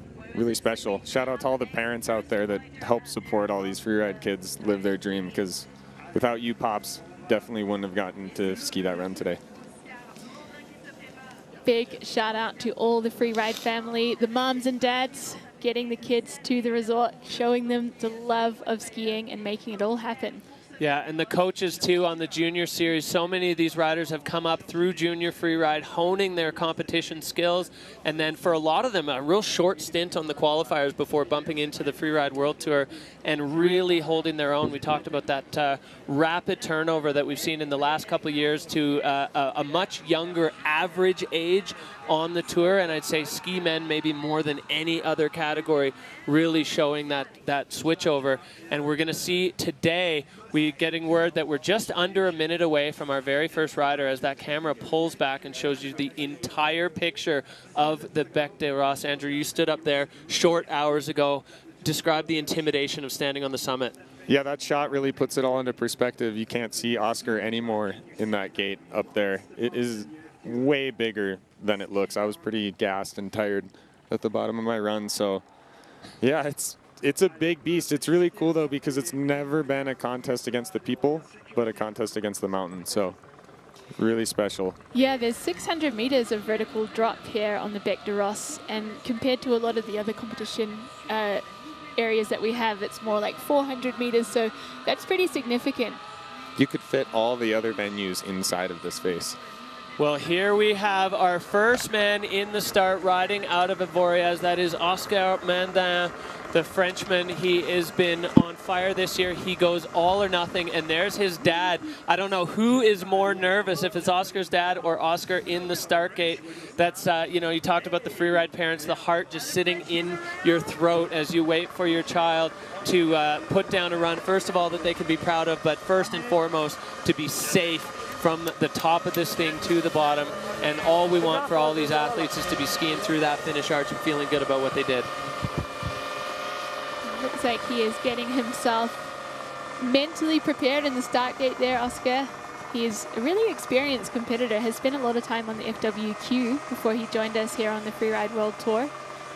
And I think he's going to be going pretty bananas today. Going bananas with Lego, the local freeride crew, getting behind all the athletes and especially their own. As you can see, that start gate, it's a lonely spot up there. There's not a lot of room even to click into your skis, looking over the edge and just getting the nerves firing as the NAR looms underneath you. The drone's in the air, the heli's in the air, the skis are clicked on. We are 10 seconds away from starting ski men off with a bang with Oscar Mandin. He stands on the podium regularly, and when he doesn't, it's fireworks anyway. Oscar Mandin, the first man out of the gate for ski men. Yeti Xtreme Verbier underway. And he's heading down the Lookers Right Ridge, trying to find his entrance there, skiing quickly down. There's a little keyhole entrance into the face here. So he actually took the more aggressive entrance off the top there. When we were all standing there the other day, those were two of the scariest turns that I thought you could make. Doing really quick work of it too. That is so steep up there, so gnarly. Yeah. Oscar bringing an aggressive approach to this rider's left part of the very top of the Bec. You cannot overstate how steep this is as he is making his way down into the Xavier Delarue cliff and landing it perfectly. Oscar Mandin with a huge statement as the first rider out of the gate. Carrying a bunch of speed out of there. And he's not done yet. He's lining up another feature with a big backy, landing it clean. Yeah, beautiful skiing out of Oscar so far on this run. He's definitely taking that more Lookers Right approach at the bottom. There's a lot of good features over here, a lot of good takeoffs. Definitely some potential for some tricks. So a bit of a setup move there for Oscar as he gets lined up above this big block of rock. Tossing a backflip, comes around, a little bounce, but he's up and clean. And look at what he did that above. Oscar Mantin backing himself over the exposure. Unbelievable, carrying so much pace out of that super aggressive run. Wow, that was a beautiful run for the kid. These Europeans, they grow up wanting to do this event, and to put down a run like that, your first time skiing from the top, I'm sure he's over the moon. Oh yeah, now we heard from, well, you yourself as the forerunners, that this big basin at the bottom, the snow's a little bit weird and there's opportunity, but Oscar, no problem managing it, keeping his skis in the fall line. He's through the arch. The crowd going wild and Oscar going just as wild. Yes! Yes! Loves the enthusiasm, a big hug. All right, Andrew, let's start at the top. Oscar Mantin, you said the more aggressive entrance right off the top. It's so steep, and the judges' bars really showing how maxed out that line was. Yeah, if you could look at that from a wide angle, it's probably one of the worst places on the planet that you could fall. And then, yep, going off the Victor de la Rue cliff, taking a little bit of a variation, going skiers left of the way that Victor hit it, I believe. But yeah, then coming over to Trickland and a perfect little whack flip off of that one. Yeah, I think very great line. Barely holding onto that landing off the Leo Slemet cliff. They might dock him a little bit for control there for not a super clean landing. But man, he's going to be stoked. Really proud of this kid for putting down such a good run. Yeah, big air out the bottom, and then right here, he's just pinned in the fall line, making sure he stays strong, stays over his feet, and gets through that finish. And his reaction just told the whole story. That the adrenaline buildup all the days beforehand. And you can hear the crowd behind him, the score coming in. It's a 90 for the first rider out of the gate. Oscar Mantin with a huge Let's go, les run. boys! Présente-toi! Yes! He loves it. So excited. He forgot that he should sit in the hot seat right now. Yeah, exactly. Oscar's going to go say hello to all his friends. Well, what a start here to ski men at the Yeti Xtreme Verbier. Now we are going straight back up to the top. This local has burst onto the Freeride World Tour. He had a tough start and then put himself on the podium in Georgia. This is Martin Bender, and he is on course in his backyard. And taking some serious speed as he enters, heading over to the lookers left of the venue. Making his way around the ridge there. Yeah, looking like he's going to go over to this one that Craig Murray and Marcus opened up a couple years ago, and we saw John Powell going left side 3 off the top. Really hard to do that on an obtuse takeoff. Perfect landing. Cruising down, he's going to come up and over the dogleg here, and now is onto the next part of the face. Big transition over that ridge. Yeah, handling it cleanly. A great start for Martin Bender. That 360 in the exposure, and it's no let up in the steepness as Martin making his way across. Perfect airplane turn there on that right foot, just trying to get all the way across, and there's nothing easy below him. You can see the exposure as Martin makes his way into the central. There's so with another huge 360. 720. Yeah, from the dog. Unfortunately not coming clean on that one, but wow, talk about the progression of the sport. Craig Murray did a 360 off that a couple years ago, not too long, 2018. One of the biggest moves on the Beck, biggest trick, and to see the kids come now and do 7s off the same thing, absolutely insane. Unbelievable. Talk us through the replay here, Andrew. So replay here, this is that Craig Murray 3 where he went for the 7. Actually got pretty good pop, but I think he just over-rotated a little bit. And the thing about that is it's a little bit flat. I remember when Craig hit it, you could just see those double brown cans smashing into the ground. Yeah, pretty flat landing off of that one. Gutted for the kid, but man, you guys should follow this kid. Like, one of the best kids around here. Always excited when I come to Verbier and get to see Marton. The future is bright. Going for a cork 7 on the Bec des Roses. Unbelievable. The progression that we're seeing in all the categories. We saw the double backflip go down earlier in ski. Women, Martin going there for a cork 7. He's collected his gear. Looks like he's all right. I mean, setting that 7 off an air that big on something so steep, it's kind of anybody's guess of how quickly the ground's going to fall away from you. Yeah, and it's actually a hard part about the Beck is I think a lot of people, we talk about how steep it is. If you go the wrong direction off of some of these airs, it's actually really flat. Like you still have to correct and make sure your panels line up. But yeah, Marton giving the salute to the gory out in the crowd. I'm sure those kids love him either way. And yeah, we'll make big party. Look at them all. They sure do. Crash, stomp, go huge. They're here. The Gorillas are here for it. Martin Bender into the finish, pumping out into the flats. He's going to share a big hug and a high five with Oscar.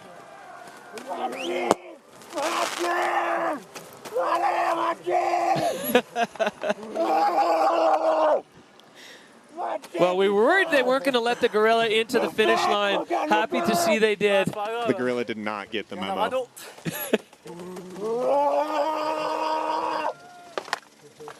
All right, well, Martin wrapping up his run and definitely putting on a show for the crowd and the fans with a huge move on the Beck. Anna, this category is just outrageous. Yeah, they've had fireworks straight out of the gate, but I'm happy to see that everyone's, I mean, we saw a crash, but it didn't scare us.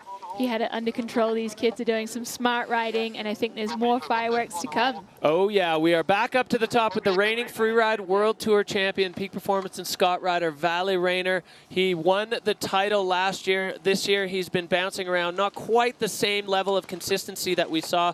Best result, a 4th at the second event in Kicking Horse.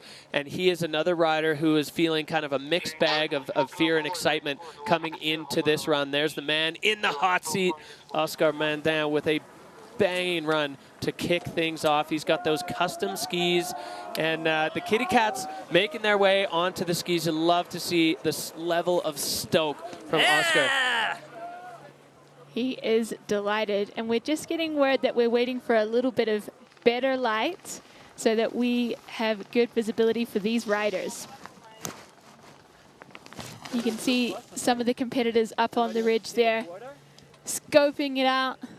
They're up in the sun, but the face is looking a little dark at the moment. Yeah, so a brief hold while we wait for light. Andrew, describe on this face specifically how important the good light is. Yeah, there's no trees over in Europe, turns out. So for all you North American skiers that love skiing in the trees, that makes it pretty nice when it's like this. If it's gray in Europe, you can't see anything. Those transitions, the bumps, the whoops, like you get played. Me and Cammy Armand on the groomer today almost both took slams on the way down here because we couldn't see anything. Yeah, the flat light definitely playing a factor here. So we're going to wait it out until the riders can see as well as they feel that they need to. This a big part of the decision in the riders' hands that's in the gate. When they feel they can see well enough to go, then they will drop. So Valley Rayner, the next guy to go. And we will wait for him to give the nod that he feels he can see well enough. It's kind of rapidly evolving weather here. We've got some high cloud that's been in and out a little bit, and with the ski and snowboard women over on the Petit Bec, it's a little bit brighter. Snowboard women, or snowboard men, sorry, especially the later half of the field, definitely getting into some of that darker light, which is what ended up putting us on hold before ski men. So Oscar's going to have to wait to see what Valley does.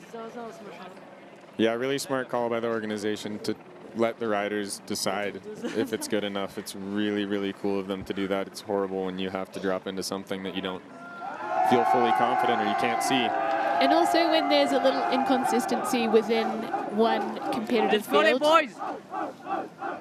Like when the first riders hop out of the gate in decent light and the last riders have to battle with flat light, that's a tough pill to swallow. Yeah, so these heaving Verbier crowds are going to have to wait a little bit longer, as are you at home, as are we sitting here for the next couple of riders to go. But they are stacked up, racked up, and ready. And the fans absolutely loving it. This village of Verbier absolutely packed to the gills with people. Everybody here for the same reason, to watch the Yeti Xtreme Verbier dropping from the top for the first time in a long time. And I love how I don't know if they did this on purpose, but the angle of the start gate matches perfectly the angle of the mountain as it falls away. It looks like a natural extension of the top of the summit. There's not a lot of space up there, just squeezing in that start gate. And Andrew, we were speaking before about some of the flat landings that are hidden on this face. What does that mean as a freeride competitor when you have a steep takeoff and a flat landing? How do you adjust for that? Yeah, so as I was trying to explain earlier, it seems like every cliff that you hit on this face, it goes into a flatter and flatter panel of snow. You can kind of see how it's like a crashing wave from this angle right here. Every cliff that you hit, it actually gets flatter, and there's almost sort of wind deposits that come around the rocks. And if you come at those at the wrong angle, it's like landing in a parking lot, even though it's a 45-degree slope. Yeah, it definitely has a little bit of a perception issue because you look at it from the bottom and it just looks dead steep everywhere. But there are lots of little kinks and changes in the aspect and the direction that the slopes are facing. So you can see back there in the mountains of Chamonix, the sky back there clear. We're waiting for that clear sky to make its way over to Verbier to get above the Bec de Rosse so the riders can see properly Valley Rainer in the gate. This must be just a roller coaster for him standing in that start gate just waiting. Yeah, but it's good that it's up to him kind of making the call a little bit. It's really important that they do that for these athletes. When I dropped this morning, the light for Leo was actually pretty bad. And then within the next 5 minutes, it totally changed and got a little bit better. So there's definitely windows coming through, and it's definitely better at moments than others. So there we see the CEO, founder of the Freeride World Tour, Nicholas Hale-Woods, looking to the sky. They're waiting to make these calls, you know, and the stress on the organization committee as well, you know, waiting for light, waiting for the right snow conditions. Obviously, we're coming off a tough year here last year in the Xtreme where we tried to go, it was too stormy, then we tried again and had the face peeled off by a couple of big avalanches that were controlled by bombs. A lot of stress goes into organizing these events. Yeah, and it's really cool because as you do it more and more, you realize that they do have your best interests in their pocket. And like Nicholas is just as stressed about the light right now as those competitors up top. He's probably the only one that's as stressed as them. Yeah, grateful for the crew. For sure, yeah. The work that goes on behind the scenes at these events is just almost insurmountable. There's such a big crew of people working tirelessly from, you know, before the sun comes up to long after the sun goes down every day. The amount of logistics that goes into pulling off an event like this is just incredible. So yeah, big shout out to all the staff involved for, you know, making us sound and look good, as well as the riders and putting together this beautiful viewing area. Yeah, it's a lot of work. You've got the ops guys who camp out at night to make sure the equipment doesn't get damaged by the weather, the comms team that are staying up late to get all the good information out to you folks at home. It's really limitless, the amount of effort that goes into this. Big operation. A lot of moving parts. Well, you see the overhead view. There's a number of spots that that spectators can come and view from, and the locals have their little perches all dialed in. And you know, we saw before, your dad's out there with the fondue setup, and all of these people just looking for the big show. There's a night. There we go. We got a fondue going. The Swiss, I think, reigning world champions of the World Championship of fonduing. So they know how to do it right here up in the mountains. These things are sort of portable. Some big backpacks required to get that gear up here on the slopes. That's all Kiwis cooking cheese there, though, so we don't know how well that's going. They're probably doing it wrong. I'm not sure if they've rubbed the garlic in exactly the right manner, but I'm sure they're having a delicious time on the side of the slopes there. The whole New Zealand Junior Freeride Tour pretty much runs on that little nook of people right there. All right, we are going to head down into the finish area to have a quick catch-up with the man in the hot seat. He was the first rider out of the gate. Oscar Manon, describe that run to us. It looked like you were having a blast out there. Oh yeah, it was I think one of the hardest comp I ever had. Like waiting so much at the top, on the top of the Bec de Rosse. It's not like waiting like in another comp. It's you are going on your first top Bec de Rosse and you are waiting so many hours. You have your line, your run in your head, and you're like, when I'm going to start, I was the first to drop, and I tried to keep in my run and not going out of my head. Okay, I can watch my run. I think the condition was better than I expected. It was like slushy snow, spring snow, and it was all good to ski. So yeah, I think I had a little back seat at the bottom, which is why I only have 19, no, I'm joking. But yeah, I'm super stoked to be at the bottom. And now all my thoughts are for my colleagues up there. Guys, if you hear me, just enjoy your run. It's gonna be good, guys. And we're gonna all be safe at the bottom together, having some beers. Oscar, you're one of only 2 skiers to successfully land that Xavier de la Rue cliff. What went into the scoping of that and the decision to get out there and send that one? You know, I was so disappointed of myself from February. I really wanted to show what I was capable of. And if you look correctly, I didn't really take the de la Rue. I'm like slightly Lucas right, so maybe if nobody already eat this one, we can give it my name. Yes, it's not too bad. So Oscar, any shout outs you want to give maybe to your cats back at home? Are they watching? Yeah, of course my cats are watching. I have my mom watching at home as well. She couldn't be there today, so all my love is with her, and for my cats, of course. You can see them on the screen. And yeah, all my photos for my friends from Morzine as well. I know they're watching, so I'm pretty stoked. So stoked for you, Oscar. Big ups. And Oscar, have you ridden the Bec de Ros in your free time before? Yes, I went like a few days after the Verbier Pro, but I was in the Central Couloir, what was my initial plan was. And so I went to the top just to get the feeling, but it's nothing compared to what we had today. I almost threw up so many times at the top. I was so stressful, so stressful. All right, thank you, Oscar. Enjoy your time in the Dynastar hot seat there. You're going to wait for your compatriots up top to do their thing, but you're sitting pretty on a 90-point run for the first time down the back. An incredible achievement. Congratulations so far as we wait for Valley Rayner up at the top to see exactly what he's going to do. Still waiting on the little bit of flat light, Andrew. You know, it's so important. You said it's nice that it's a little bit in the rider's hands to decide when to go, and we're desperately hoping that these high clouds are going to clear out and give us a nice clean sky so the riders can do their thing.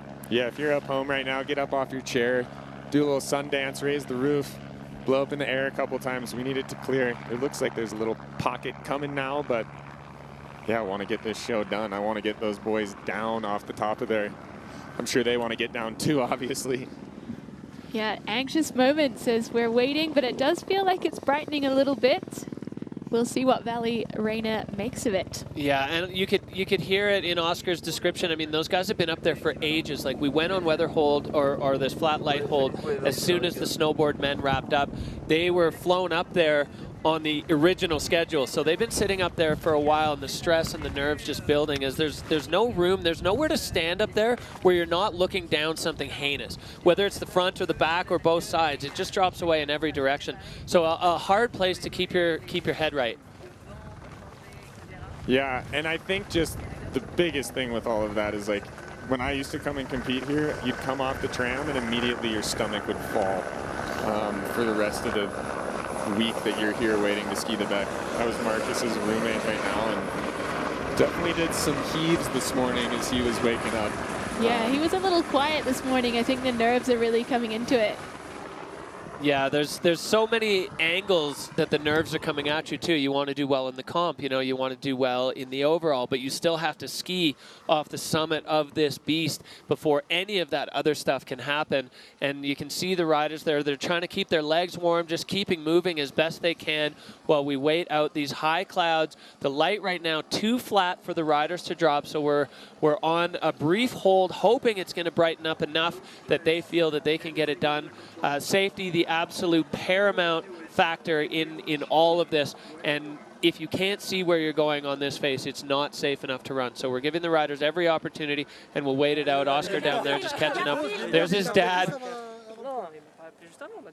Got to be a huge relief for both generations of Mandans as they are catching up in the finish line right now. Oscar and Marton Bender, the only two riders from the ski men's category to get on the face. Just waiting here for things to brighten up. And I am sure those two are very happy that they are at the bottom. Indeed. definitely not the most jealous of these boys up top right now.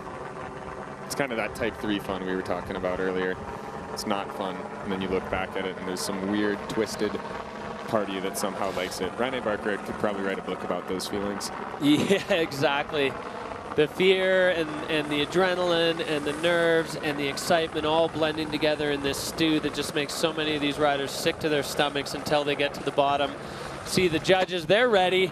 All of them lined up and ready for the riders to put on a show. All of these people have gathered here today for the Yeti Xtreme Verbier. We've been running from different starts for the last few years. We've had a couple goes on the Petit Bec. We've had a couple goes from the bench at the top of the dog leg, as well as from the top of the central couloir. You've started from a few of those spots, but never from the top, Andrew. Yeah, never from the top. I was talking to Ben about it a little bit earlier too, and he was saying it's like get into the thing and then start your comp run. And I think a lot of the way that freeride skiing's been going, we're so used to jumping and boosting right off the top. Like you look at Georgia, people were just going off the top huge. And this is just a different beast. You kind of have to get yourself into the maze that's the top of this mountain. And like any way that you want to get in is very unmellow. I think the Bec de Ros requires a little humility at the top. Maximum. Some, maximum humility and cautious riding until you know you're in the zone where you can open her up. Yeah, and that statement may be all the more impressive what Oscar did with the aggression that he came through, a difficult notch at the top, and then he was on it right from the get-go. And it may not have been in the air at the top, but even just the way he was moving on his skis, it showed so much intent and aggression. And to have that mindset right out of that start gate is really, really impressive. Yeah, and I think the smartest decision from Oscar is that he went into the Nar up top, and then the actual second part of that run is actually really fun. If I was going to go and ski the Bec for a good time, like those bottom hits are my favorite zone to ski. I got to ski over there my first season here, and that's such fun. Fun, really usable terrain. The top and the middle, I've talked to Tabke a lot about this. It's a big old pile of rocks, and it's very, very unusable. Well, we've heard from some of the riders, even just the route finding in that section, because all of the landmarks kind of look the same. There's so many rocks up there, and riders having to make sure they navigate in the right direction, because a mistake in angle or route has serious consequences on this face. As we see Valle Rayner, the reigning freeride world champion in ski men, is in the gate. We've just been on a little bit of a hold, waiting for the light. The heli's circling around. He's ready, trying to put himself in the right mindset. We're just getting a call that he is 30 seconds away from dropping, so we're just about to see Valle light it up here on the back, Anna. Can't wait to see what he's got in store for us. He's a really confident rider in technical terrain, so I think he's going to put something special together. Well, Valle last year delivering just such consistency. Valentin Rayner, here we go, sitting in 8th overall on the Freeride World Tour. He is the reigning champion, and while he's not in contention for the title today, a title on the Bec de Ros means almost as much to these riders. As Valle now going through those final mental and physical preparations to kick things off, a little bit of a chest pound. 3, 2, 1, let's get it! Let's get it. Dropping out of the start gate there, heading down into the dog's leg. Just keeping some composure there as he finds his way through. Yep, and coming over here looking like he's going past the Rhine cliff. Gonna go get a piece of this Craig Murray Marcus Header's side hit. Also a very fun looking feature from the top. And with the 360 to the left side, whoa, a little bit of a back slap, but regains control. Impressive recovery there. He's making his way over into the dog's leg couloir. You can see him passing one of the members of the safety team. There's doctors, patrollers, guides, and ski dudes all over, but they're doing their best to stay out of the rider's way. Tidy air there as he makes his way over to the looker's right. Oh, and we got another contender for the money booter. Yeah, all the way across for Valle Rayner with a 360, holding on. Perfect landing in the fall line. Now Valle just trying to control the speed on that right foot as he gets all the way across. A great entrance into that area for Valle Rayner. Yep, and there's a cool little double here off the first piece and off the second one. Same one as John Powell. Going huge Beautiful there. landing, coming out hot. He's done. That's his first time he's ever dropped in on the Beck, and he's got to be feeling excited after that one. Couple of little control issues, but some really fine skiing from the guy. And especially after such a long hold, and you can see, I mean, he's been straight lining for ages, and the finish line is still so far away. The size of this competition venue, absolutely enormous, as Valet now down and through the arch, wrapping up his first trip down the back from the summit. Great run there from the peak rider. Yeah, buddy. What a run. Nice roll. Congrats. All right, Andrew, we go back up to the top. Valley entering with a very solid start to this run. Yep, and then just gets wheelied and does the best thing. Ski coaches were proud, got on the outside edge instead of the inside one. If you go inside edge up here, you will carl yourself, and you are not slowing down. And then, yeah, let's check out this one. Craig Murray hit, nice big setup, really big 360, nice and smooth. See, a little flat in that landing there, I think, but holding on to it super good. You can ski those skis just flapping on down through that chunder. Yeah, Valley benefiting from all the time in the weight room preseason on that landing as he is in the finish line, tongue out. Just trying to get enough oxygen in to replace what he just burned up. An 82.33, so Valley Rayner into the 80s. That run of Oscar Mandans holding off a big challenge from the reigning freeride world champion. Valentin Rayner going to make his way off to the side with a very, very strong campaign on the Bec de Ross. We go straight back up to the top. Here's the standings now as Valley slots in front of Martin Bender. And as we said before, Carl Regner Eriksson unfortunately not taking the start as we are back up to the 2021 Freeride World Champion. That is Maxime Chablot, and he is ready to start his run here from the top of the Bec.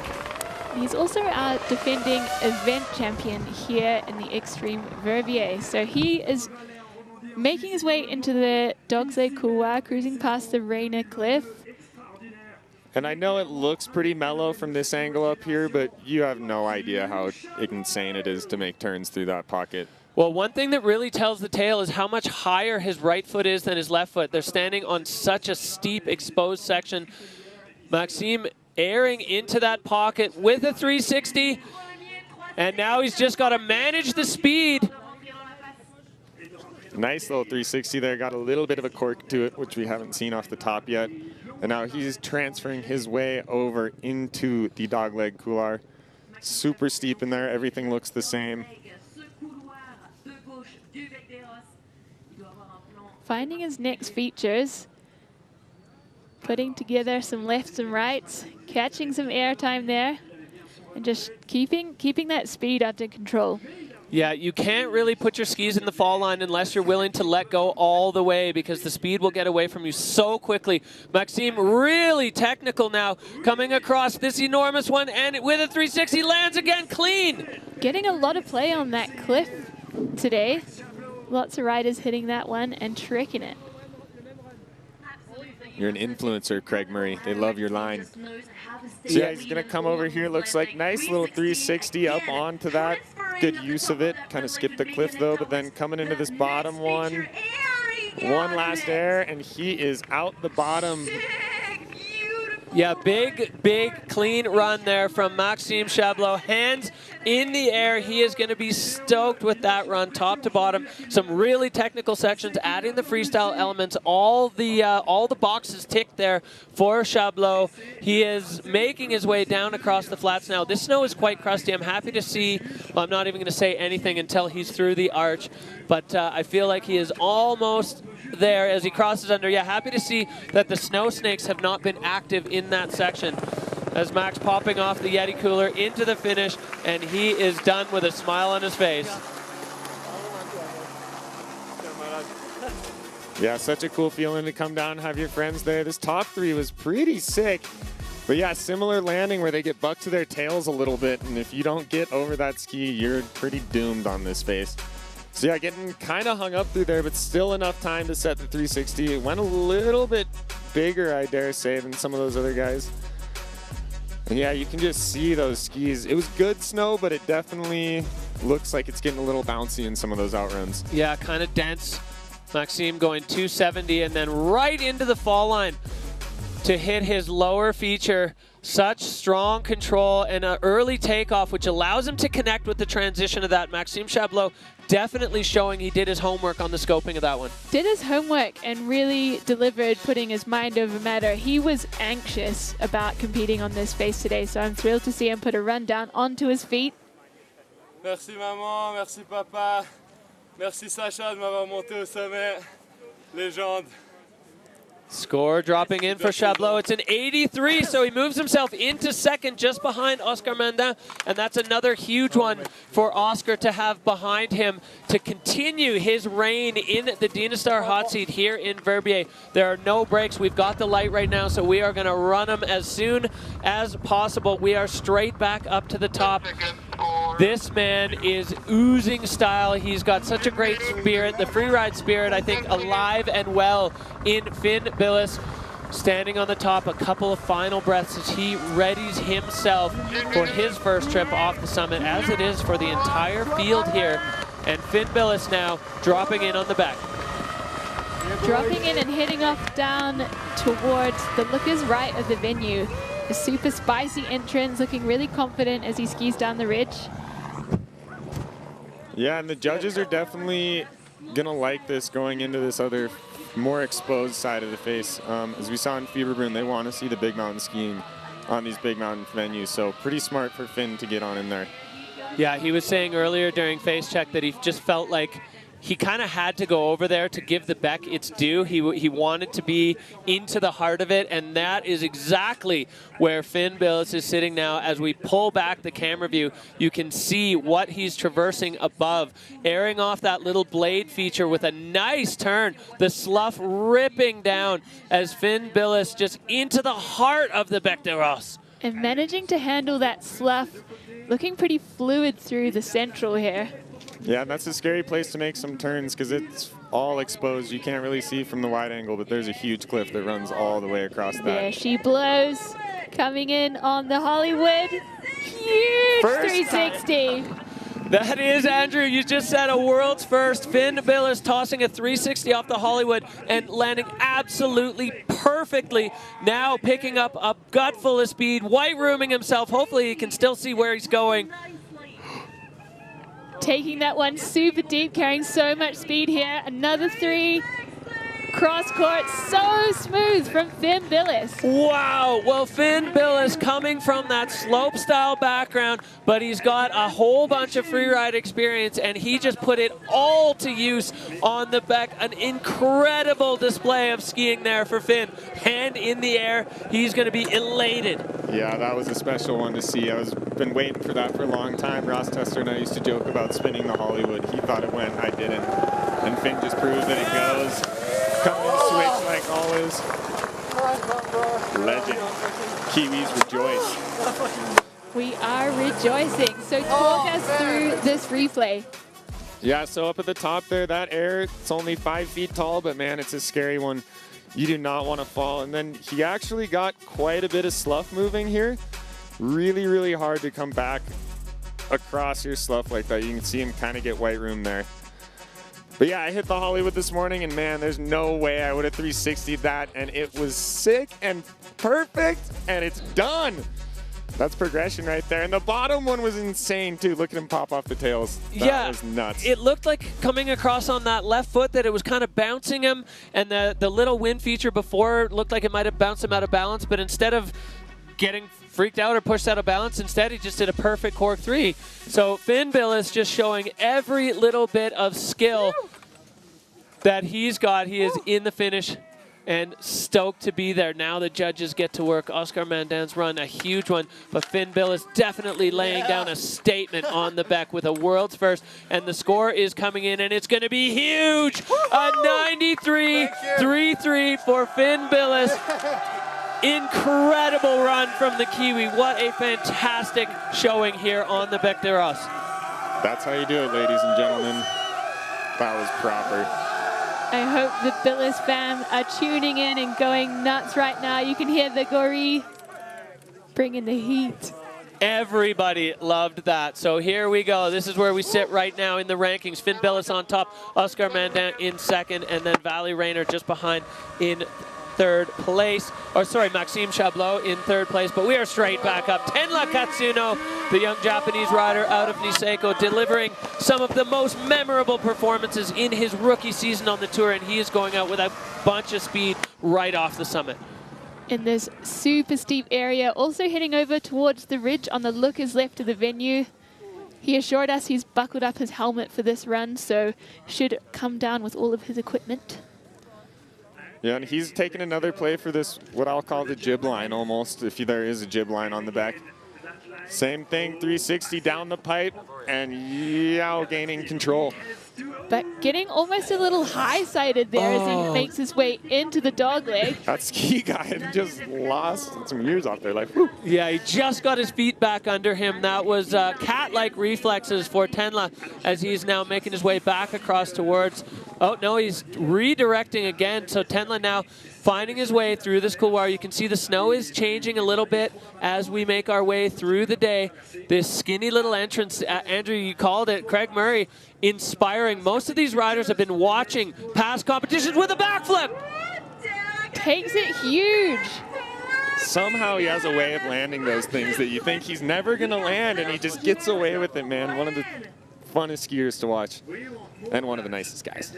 Absolutely, a pleasure to be around. Every time you get a chance to spend time with Tenla, he's just, he's kind of bubbling with free ride joy. Another big air on the lower section, a little bit backseat now, just pinning it into the fall line, and Tenla wrapping it up. Wow, well, we are seeing a few riders take on pretty much the same line there out there on the right-hand side. The dogleg, Craig Murray, Marcus Eder, inspired. And why wouldn't you be inspired by that? It definitely seems to be working out for these athletes. Yeah, and you're also inspired by it because it's the only one you can see from the top that looks appealing. Money booter! All right, well, Tenla Katsuno wrapping up his day on the back. Oh, proud of you. With a big hug there from Finn Billis. We go back up to the top. Andrew Pollard, run us through this. Crazy takeoff there, super steep if you guys spin, and then just full cowboy here out the bottom, and look at him almost going to the ski guide. Wow. Pulling it together though, and then resetting right here, and then maintaining his composure for the rest of the run. But you can see there's hidden sharks everywhere on this face. Like, you come over a roll and he smoked one right there. And then just lining up big old backy here. Enormous. And then look at this, dude, so flat, gets smushed, but somehow rides away. So a bit of a backseat landing maybe, hidden a little bit by the clouds. Yeah, you could see on the judges' bars there, the control is going to be docked a little bit. He had that complete rodeo ride, full stage 3 there as the head touches the ground on that final air. You know, you called it earlier, Andrew, some of these landings a little bit flatter than maybe the rider's expecting when they get into the air. Yeah, but I mean, it's the biggest thing about this face. Like, win, lose, we're all celebrating here now. It's the back.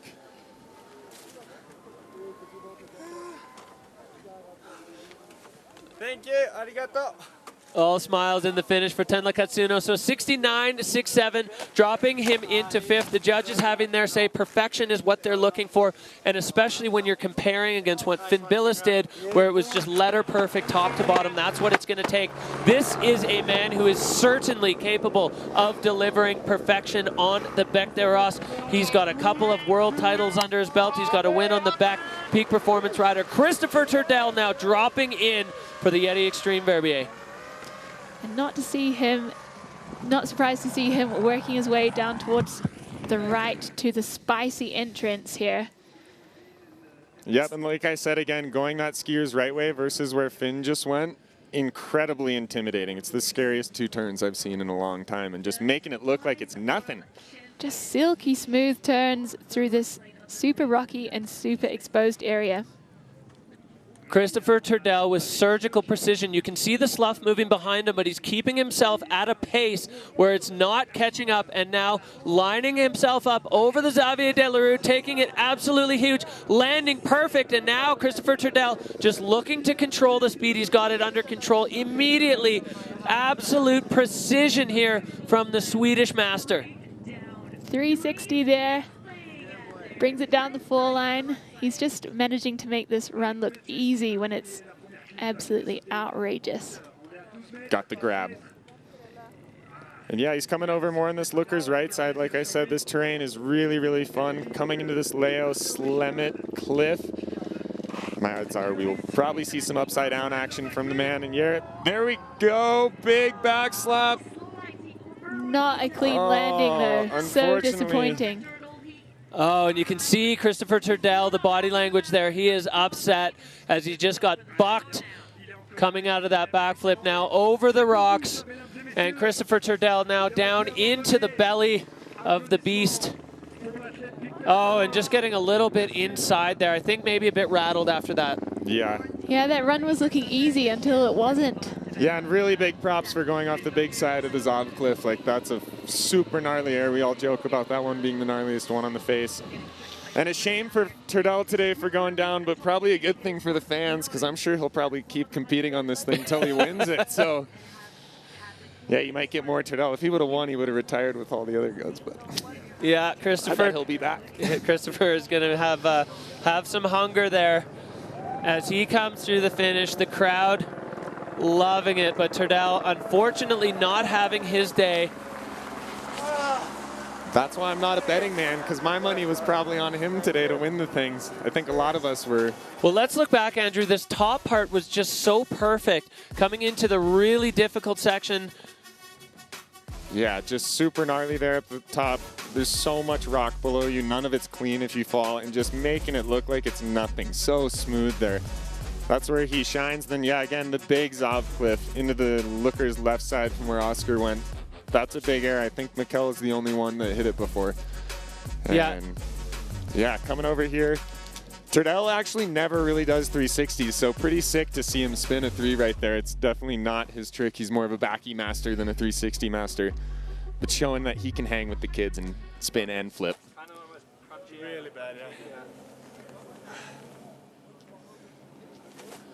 Well, a few words there between the man in the hot seat and the man who just finished his run, a 55-point run for Christopher Turdell. So he is not going to be challenging for the podium today. As you said, uncharacteristic and unusual to see Christopher Turdell fall in a comp run. It doesn't happen very often. You can see it almost maybe looked like it surprised him as much as it surprised us, but we are going right back up. Finn Billis, Oscar Mandin, Maxime Chablot, that is your 1, 2, 3 as we are going back to the last man to win a Freeride World Tour competition, Ben Richards, showing an absolute mastery of the fall line with that victory in Fieberbrunn, 24 years old, sitting in 3rd overall. And Ben, another rider, opting to go out riders left. Him and Finn were definitely scoping together, so we'll see if their lines are similar. Yeah, let's see if he takes the same entrance as Finn. Looks like it. Based on what he was saying this morning, I think he was going to take that same Finn entrance. Going around where we were talking about Turdell coming in, you can see it from there. He's got to do 2 little side steps here, and then it's like stepping off the edge of the world. Into the abyss of the Bec de Ros. Yep. So Ben was saying that he's using the top of the face as a bit of a setup, and then he only considers his comp run on once he's ready to take some air time. Yeah, and I think that's a smart move. Kind of get yourself into position and then rip it out. Shout out to all the treble cone kids watching your coach right now, too. Learning from the best, he's making his way down here, finding his first air time. And yeah, you can see that slough kind of pouring in from the right side. That's definitely a spot where you can get swooped, and he making good work of not getting pushed down those cliffs. That was a huge save. All right, now Ben coming into the Hollywood. We saw Finn spin this. Ben taking it deep and landing perfectly, getting on the right foot just to shed a little bit of speed before this lower section. As you said, Andrew, it flattens out, but it is nowhere near flat. And you can see from that aerial view, it's still a maze of rock. Ben just holding on now, trying to control his speed. Huge 360 there and riding out so relaxed. Yeah, beautiful 360 off the Vadek cliff, the butter cliff that Marcus opened up a couple of years ago. Yeah, that's the new spot to do tricks. Really good run from Ben, though. Maybe didn't have the fireworks after Finn kind of just blew up the Hollywood for the rest of the day. Well, yeah, once somebody is spun it going off it, I mean, it feels a little anticlimactic, but Ben Richards with a front flip into the finish, perfect. And that is why he is the people's champ, folks. That's why he's your favorite skier's favorite skier. Oh, that was like bomb. Yeah, and really cool to see those guys both passing off the hot seat to each other. Yeah, exactly. From last time in Fieberbrunn to now, big hug. So here we go with the replay of Ben Richards' run. Yeah, and looks like the slough really kind of came into play there. It seemed like Finn didn't get as much of it, but Finn also stayed a little bit to that skier's left side and was out of it a bit. And then, yeah, here's a good angle of the Hollywood. It sticks out so much further than you think it does.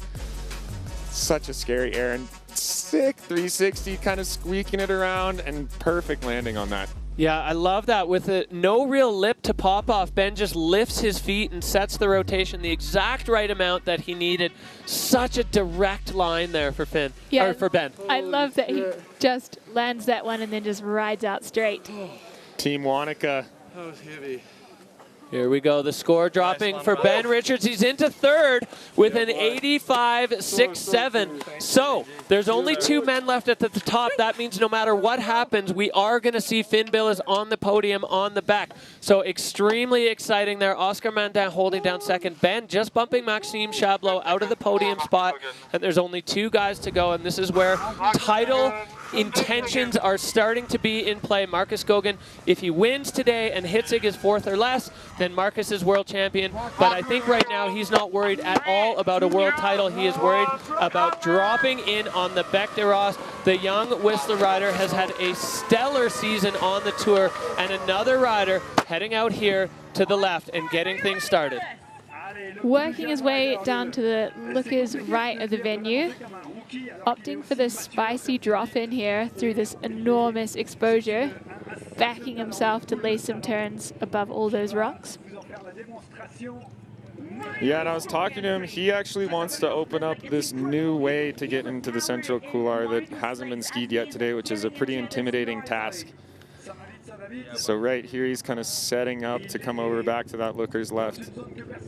Yeah, moving through the exposure around that rock circle. You can see just a slight slowdown there to let the slough clear. So Marcus showing veteran big mountain moves as he is truly into the meat of this run.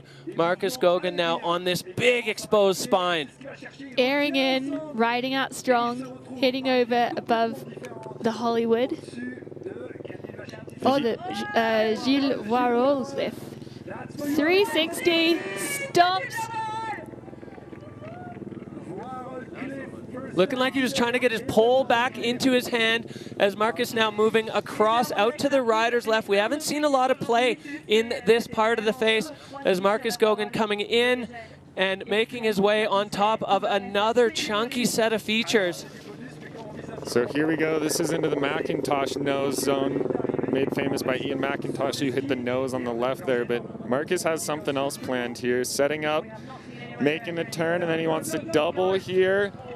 Bouncing and stomping! Marcus Goguen with a brand new line on the Bec de Ros, and the absolutely enormous triple. Unbelievable line there. That was so much bigger than it looked. Holy guacamole. The judges got their work cut out for them. The second block of that triple is dead vertical, and you carry so far out with how steep it is. Marky Mark. Based. Nice one, bro. That was sketchy. That was huge. Wow, what are the judges going to do with it? Wow, that was scary. Wow. Marcus, the king of the sound bites in the finish line. So we go back up to the top in this huge exposure, Andrew, and Marcus just handling it.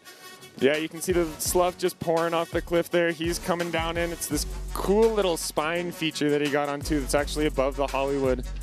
We'll see if we get a wide angle of it, but this is the Gilles Voirol cliff. I want to say that that's only been Lincoln looped by someone, but no one's ever done a 3 off that. And yeah, lost his pole there, but this double, man, he wanted to name something on the face, and yeah, we can call this the cheeseburger.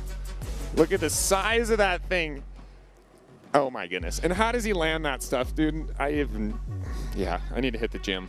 The two biggest airs of the day, back to back. That one enormous. Marcus just catching the end and bouncing again off. He was in the air far more than he was on the ground on that one and just making it look easy. Like you said, he's so strong, and the technique required to not be backseat. You know, we've seen moves like that not work out for riders on the Freeride World Tour in the past, and Marcus just handling it like an absolute ski god. Yeah, interesting to see what they're going to do here, because Finn's was definitely a little bit on the cleaner side with the little loss of control when he was gathering his pole there. Marton, you're a psycho, but I mean, the line score was out of this world, so yeah, they're going to give it to him. Oh, they loved it! 96 points for Marcus Gogan. Wow, and it's on. Max Hedvig is at the top. Holy moly. Well, Finn Billis had a good long stint in the hot seat, but the judges showing that the big airs on the Bec de Ros is what they want to see, and the two biggest airs of the day back-to-back in a double. So here we go. This is it, the last run of 2024. Max Hedvig leading the rankings. He is on course now, and Max Hedvig going in hot. Coming into a different part of the face there, working his way past the Rainer cliff, and looking like he's going to try and enter into the central couloir from this spicy little corridor. Yeah, and opening up that entrance for the day, the judges are going to love that, entering right where Ben and Finn entered. And yeah, here we go. Taking an air huge above all this exposure below him. Unbelievable. Looking perfectly in control. Max Hedvig handling that. You don't see many people airing into the central. And now Max coming down above the Hollywood, lining it up, getting his last vision, and pumping off the Hollywood cliff with a perfect landing. Stomping it, just taking it easy, making sure he's really strong. 360! Big 360 there. Looks like a clean landing. We didn't quite catch it, but he's riding out strong. And one more feature last for him to make his statement here. And going way bigger than everyone else. Oh, with a little bit of a backslap. A little bounce there, but a huge run from Max Hedvig, going into some uncharted territory on the Bec de Ros. He is your current leader. We've got a man in the hot seat with a 96. The drama building here as Max Hedvig now just cruising across the flats. That is it for runs today in the Yeti Xtreme Verbier. It's in the judges' hands, both the event and the world title. What a time to be alive. These two, man, in my opinion, are the sickest two that have come through this sport in a long time. So really special to get to watch this with you guys. And yeah, that angle makes that look like a chill little 15-footer, but I can't even tell you how scary that would be to go that big up above the Hollywood. Above all that exposure. Probably the best landing we saw all day off the Hollywood. Hedvig, and then directing way out here to the skier's right, floating this lofty 360. Wow.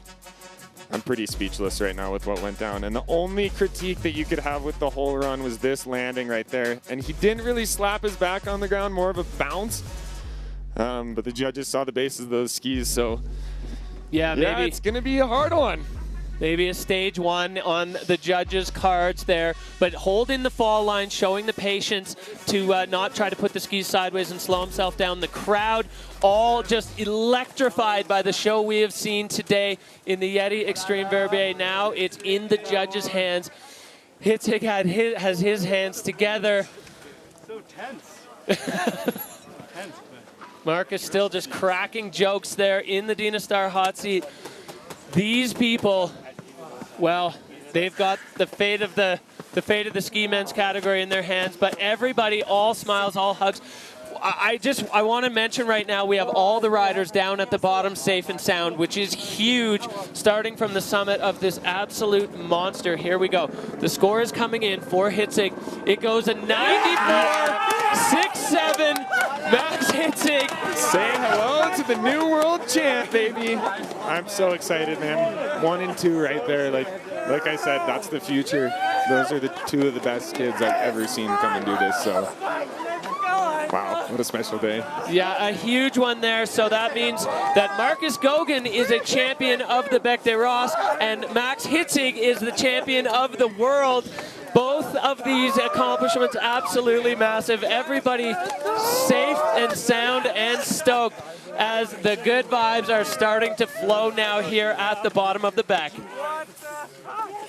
Yeah, this is why we do it, folks. Like this feeling right here, those guys. That's the best part. The best bit. Thanks for everything. Well, we just let the atmosphere soak over us. All right, we're going to take a look at what happened today in ski men. So Marcus Goguen taking first position here on the Bec de Ross, followed by Max Hedvig and Finn Billis. What a podium. Oscar Mandan's powerful run slides into fifth position with Ben Richards, fourth position with Ben Richards in fifth, Maxime Chablot in sixth, Vali Reina in seventh, Tenla Katsuno in eighth, Christopher Trudell and Marton Banda down there at the bottom of the pack. The runs didn't go their way today, but what a show. Oh, just incredible riding from all of these athletes. I'm so stoked to see all of them down safe. You look at the grins on their faces, that adrenaline dump there. You see bronze medal to Finn Billis, silver medal to Max Hedvig, and Marcus Goguen of the Whistler Freeride Club locking down a win on the Bec from the top. All three of these men, absolute heroes for what they've done on the Bec de Ross and truly raising the bar again. I'm so happy I'm not competing with these guys anymore, man. Unbelievable. All right, we are going to see what exactly that did to our overall rankings here on the Freeride World Tour by peak performance. We see the world champion, Max Hedvig, with a just incredible season of consistency. Marcus Goguen sitting in second spot overall, and Ben Richards holds on to that third spot, just edging out his Kiwi countrymen for fourth. Finn Billis, Christopher Trudell rounding out the top five overall. What a show we just had here. The snow conditions on the Bec, as soon as we arrived in Verbier and saw it for the first time, everybody had a feeling that it was going to be fireworks, and it delivered in spades today. All four categories just blowing the doors off. Yeah, and if you talk about the level, you can 360 the Hollywood perfect and you get third.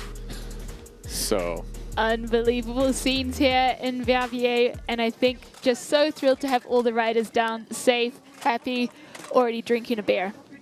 Well, as well they should. They have certainly earned it. The crowd loving it.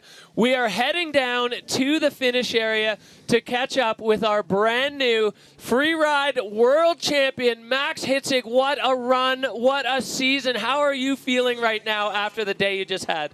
Yeah, I can't believe it right now. I was standing on the top and I heard through the radio that Marcus is new leader, and I knew I have to go for a podium ride. And well, my knees are not working right now. It's just amazing. Can't believe it. I'm so happy. Well, an incredible display of skiing there. You went into a brand new zone, and Max, just all season long, you've delivered these runs. The performance today looked, I mean, you said it was going to be scary on the top. How are you feeling before you dropped in, just in terms of your run? Well, I saw the other runs and I thought, oh shit, I'm not sure if I can go for another podium this time. But yeah, I knew I had to do it when Marcus is in first place. And I just said I trained so many years, and this is the run I have to bring down on the podium. And yeah, it worked, and I'm so happy. Fuck yeah. So I gotta ask you, what's your secret weapon there, Max? How do you keep landing all of these runs? I don't know. I just checked out this line. I knew it's not the best line, but I wanted to ski it because I thought it's fun, and I think that's the main part in freeriding. Just have fun and do whatever you want to do. You're about the only one that would say that top air looks fun. Well, a huge congratulations to your brand new freeride world champion in ski men, Max Hedvig, delivering a performance for the ages, ultra consistent all season long, and with the pressure of Marcus in the hot seat, still delivering a huge run on the Bec des Roses. Unbelievable showing from the riders today. Now it's your chance to get involved. Go online, freerideworldtour.com, and vote for the rider of the day. I cannot imagine what a difficult decision it is. This encompasses all 4 categories. Whoever you loved, this is your chance to have your say at home. All right. Andrew, what we just saw seems like this was a needle-moving moment in freeride. Talk about your reaction to the day we just had. Yeah, that was really special to watch. When it started graying out there, I was pretty sick to my stomach for the boys up top. I knew what everyone had planned, and I knew they wanted to push the bar a bit. And it just shows where the sport's at right now. Like, all these kids came up through the juniors. They all know what they're doing. It's not the loose cannon program that it used to be or what it might seem. Like, that was really calculated skiing out of every single person. And, like, crash or fail, like, that was super inspiring to watch. And I'm so stoked for all you guys. Yeah, I'm really happy to see, and you and I talked about this a lot, there weren't a lot of scary moments today on the Bec. This is a scary face with real consequence, and you know, a couple weird backseat moves, but the riders handle it, but not terrifying to watch, which I'm appreciative of. Really happy to see that the riders plan their crashes for non-consequential areas. We really appreciate that. Yes and no, though. Like, everyone skied super gnarly. There were lines that went down that never have. There was tricks that went off of stuff that people are normally scared to straight air. So the bar got pushed dramatically, and it was in a way that I'm super stoked on for everyone because it was smart. Back in the 90s and early 2000s, it was like, take the biggest thing to your back, and that was... That was not that today. That was smart, calculated skiing. Stoked for all the guys. Yeah, the judges these days demanding perfection, and that is what we saw from the top riders in all 4 categories. You know, kicking it off with snowboard women, Erin Sauvé with another huge statement, backing up the win from Fieberbrunn. Incredible performance there. Unreal. Her airs were enormous, and Nuria Castan-Baron's riding in between features was incredible. Super impressed with the way that snowboard women have stepped up this year. And then the ski women, it was fireworks. The fairy tale ending for Hedvig Vessel, coming back after a year off to reset and rebuild, and you know, locking in a title after 3 times being runner-up in a row. That was magic for ski women. And we saw, again, the bar jump up with a double backflip attempt from Manon Lowski. Yeah, something's in the water. It's changing, and it's really cool to see. Yeah, and then we moved on to snowboard men. The first time we didn't see Victor Delarue win an event this year. Jonathan Penfield with just a magic run, super smooth. The freestyle at the top, I mean, the judges love that when the riders back themselves right at the top of the face. Yeah, that was a super committed move and just a very smooth run from top to bottom. But I would also say some of the crashed runs in the snowboard men's field were fire. Oh, Timmy yeah. Schroeder, Victor Delarue, just blowing the socks off there. Maybe they will stick it next time. All right, well, I mean, we've just seen the most magical show on the Bec des Roses. Andrew Pollard, first of all, I want to thank you so much for being here. It's been an absolute pleasure having you in the booth and a real privilege to share your time with us on tour. We put together a special little feature. Oh, God. Andrew Pollard, ladies and gentlemen. No. Hey, Andrew. Hi, A-Paul. Hey, Andrew. Yo, A-Paul. Hello, Andrew, aka A-Paul. I just want to say thank you for all the wisdom you've given to me and to a ton of other riders. Thank you for everything you've taught me these past couple years. It's been really nice having an old American show me around. Thanks for being such a great mentor. Very few people have made such an impression on the Free World Tour as you have done. And thank you for being a mentor, a coach, an older brother at times, but mostly a friend. I think the impact that you're going to leave on freeride and what you meant to the community is immeasurable. And yeah, for being just a little weird, but in a good way, you know. I like that. I always like that.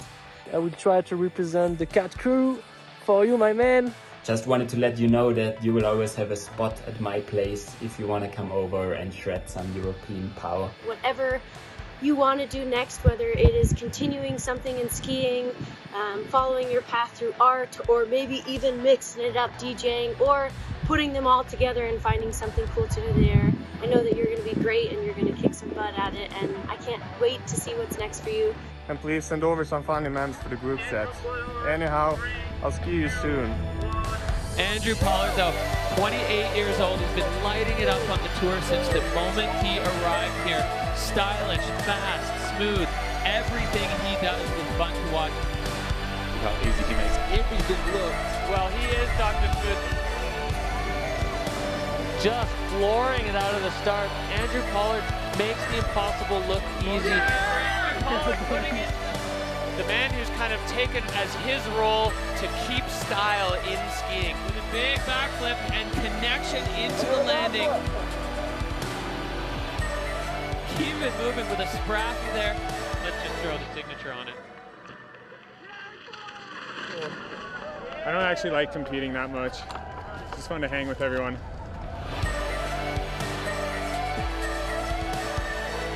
Well, I wasn't really ready for that.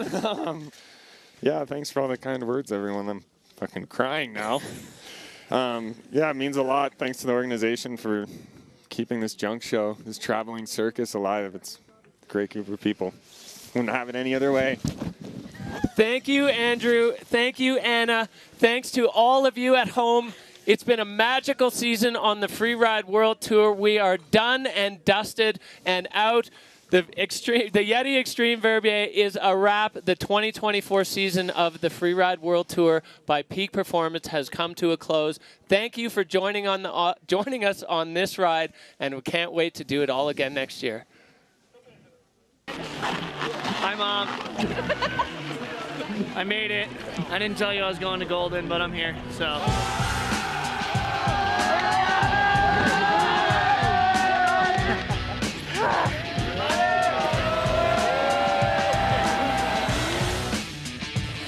Enjoy the beers now. Oh no, fuck, you don't drink. Whoa! Whoa! Whoa! But let's party! Alright, ski fast, have fun, motherfucker. Ski fast, have fun, motherfucker.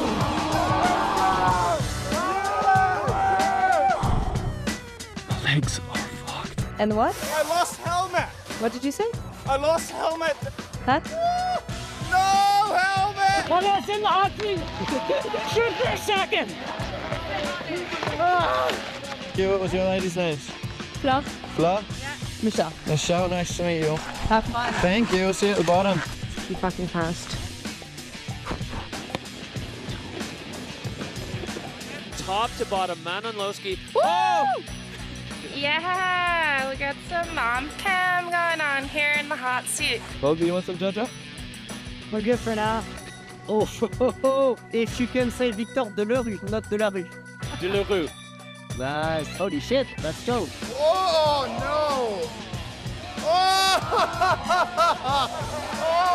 Oh my god. Yeah, I don't know how I managed to pull that together. That beautiful mustache just really popping on camera here. I'm so glad that's over.